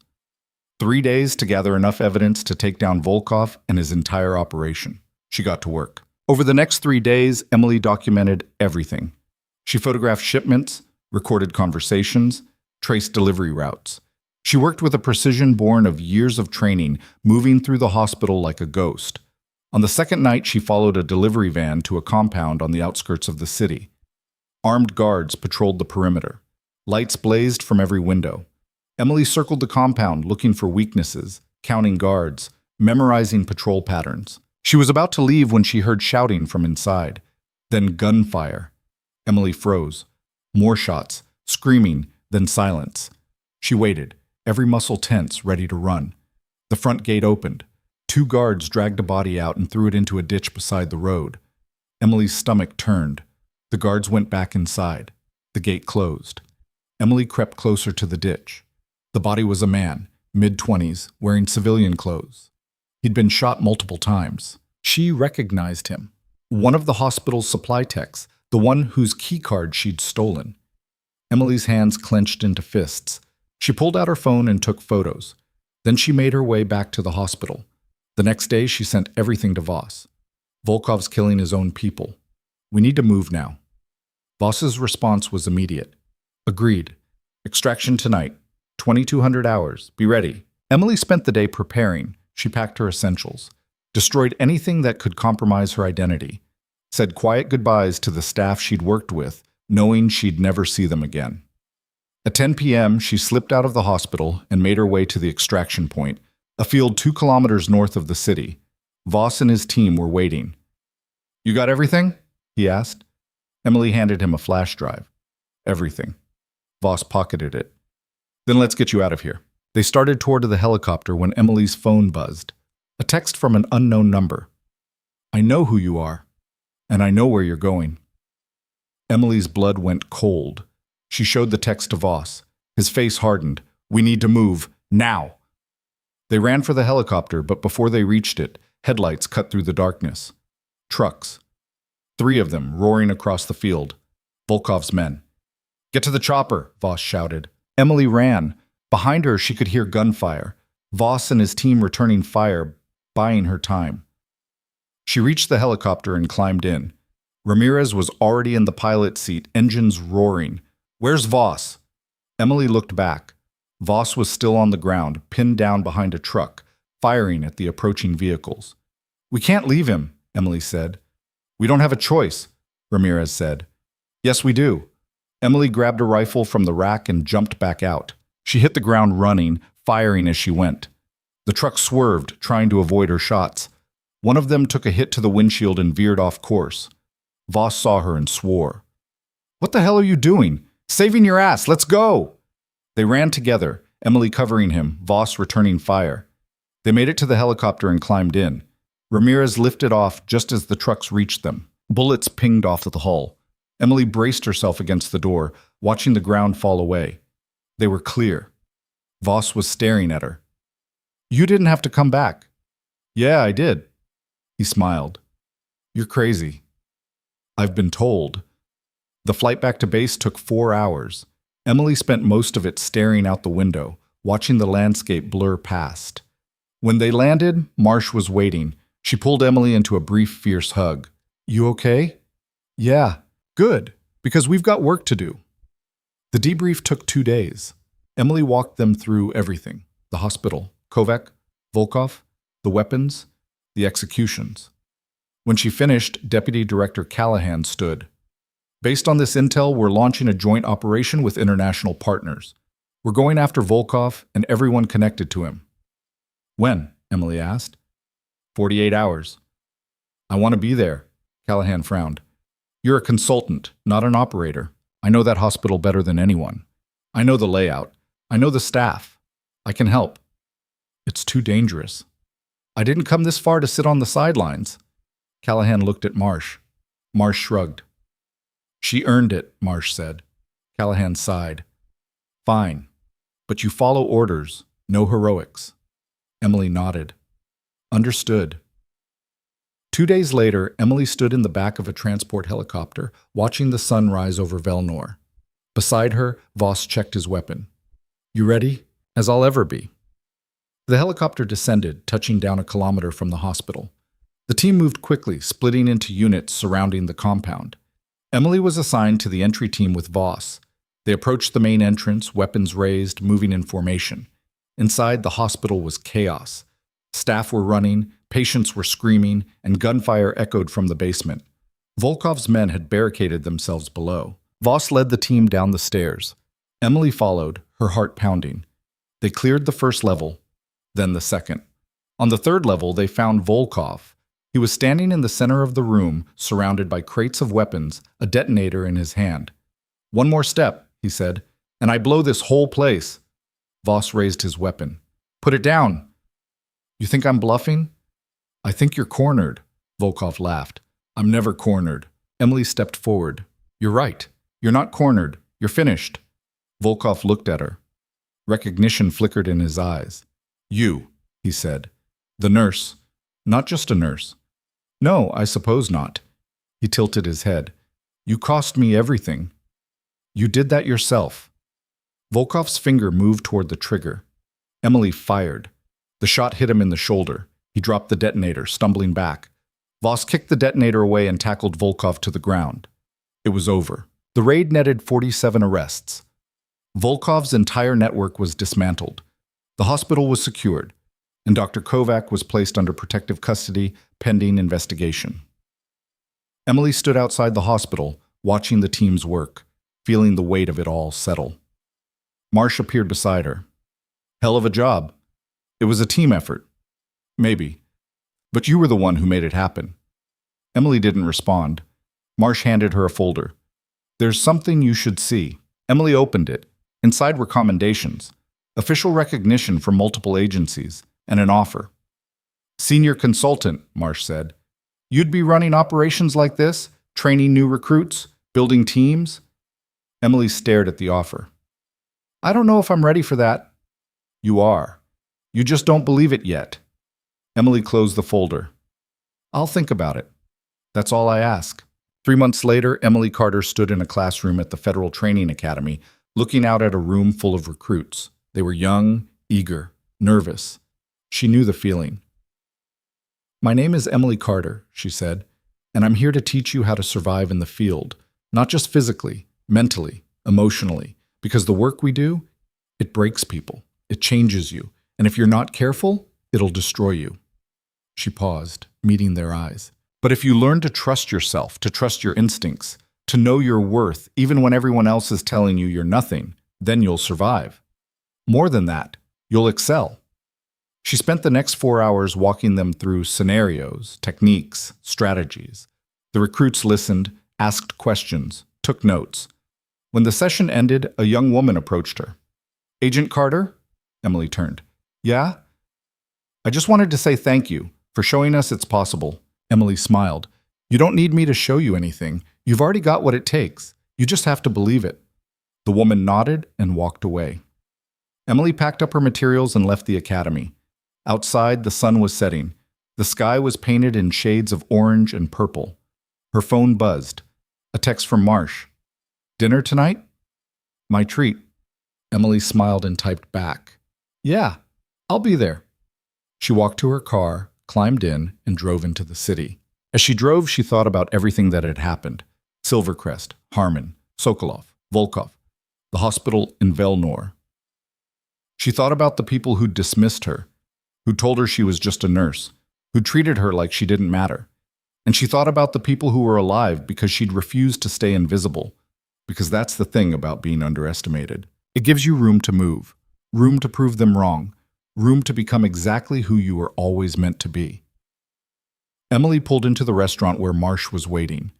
Inside, the noise and warmth wrapped around her. Marsh was at a corner table, 2 drinks already poured. Emily sat down and raised her glass. To new beginnings, she said. Marsh clinked her glass against Emily's. To new beginnings. They drank. And somewhere, in a hospital across the world, a nurse adjusted an IV line with steady hands. A doctor made a call that saved a life. A patient took their first breath after surgery.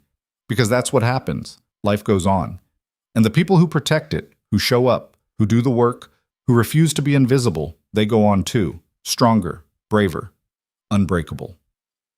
6 months later, Emily stood on a stage in front of 200 people. It was a conference for medical professionals working in conflict zones. Doctors, nurses, aid workers. People who'd seen the worst humanity had to offer and kept going anyway. She'd been asked to give the keynote. She looked out at the crowd and began. When I was working at Silvercrest Medical Center, a doctor told me to stay in my lane. He said I was just a nurse, that I should follow orders and keep my mouth shut. She paused. He was wrong. And not just about me. He was wrong about what it means to be just anything. Because there's no such thing as just a nurse, or just a soldier, or just a person trying to help. The people who use words like just, they're the ones who don't see you, who don't value you, who think your contribution doesn't matter because it doesn't fit their narrow definition of important. But here's the truth. You don't need their permission to matter. You don't need their approval to make a difference. You just need to show up, to do the work, to trust that what you're doing is enough. Because it is enough. You are enough. The crowd erupted in applause. Emily stepped down from the stage and walked into the crowd. People approached her, shaking her hand, sharing their own stories of being dismissed, overlooked, underestimated. And Emily listened, because that's what mattered. Not the applause, not the recognition, the connection, the understanding that they weren't alone. Later that night, Emily sat alone in her hotel room, looking out at the city lights. Her phone rang. Unknown number, she answered. Miss Carter? A voice said. It was unfamiliar, formal. Speaking. This is Director Elizabeth North, National Security Division. I have a proposition for you. Emily sat up. I'm listening. We're forming a specialized unit. Medical professionals with tactical training, people who can operate in high-risk environments. We want you to lead it. Emily's heart raced. Lead it? You've proven you can handle pressure. You understand both medicine and operations. And you have something we can't train, credibility. People trust you. Emily was silent for a moment. Then she said, I'll need full autonomy. I choose my team. I set the protocols. Done. And I want guarantees that my people will be protected. No politics, no bureaucracy, just the mission. You have my word. Emily smiled. Then I'm in. Good. Report to Washington next Monday. We'll start building the team. The call ended. Emily set the phone down and looked out at the city again. This was it. Not just a job. Not just recognition. Purpose. The kind that didn't come from titles or accolades. The kind that came from knowing you were doing something that mattered. Something that saved lives. Something that proved once and for all that the people who'd underestimated her had been wrong. Because Emily Carter wasn't invisible anymore. She was leading the charge, and she was just getting started. 1 year later, Emily stood in a secure facility outside Washington, watching her team run drills. They were good. Better than good. Medics who could perform surgery under fire, tacticians who understood triage, people who'd been dismissed, overlooked, underestimated, just like her, and now they were saving lives in places no one else could reach. Marsh walked up beside her. "You did it," Emily smiled. "We did it. No, this is yours. You built this." Emily looked at her team. "They built it. I just gave them the chance." Marsh handed her a file. "New mission, Syria. Medical facility under siege, civilians trapped. No one else can get in." Emily opened the file, studied the intel, the risks, the timeline. Then she closed it and looked at Marsh. "When do we leave?" 48 hours. Emily nodded. "Tell the team." As Marsh walked away, Emily stood alone, feeling the weight of it all. The responsibility, the risk, the lives that depended on her. But also the strength, the purpose, the certainty that she was exactly where she was supposed to be. Because this was the truth they didn't tell her when she was starting out. That being underestimated wasn't a weakness. It was an advantage. It gave you space to grow, room to surprise them, freedom to become something they never saw coming. And when you finally stepped into the light, when you showed them what you were capable of, it wasn't about proving them wrong. It was about proving yourself right. Emily Carter had spent years being invisible, but she wasn't invisible anymore. She was a leader, a protector, a force.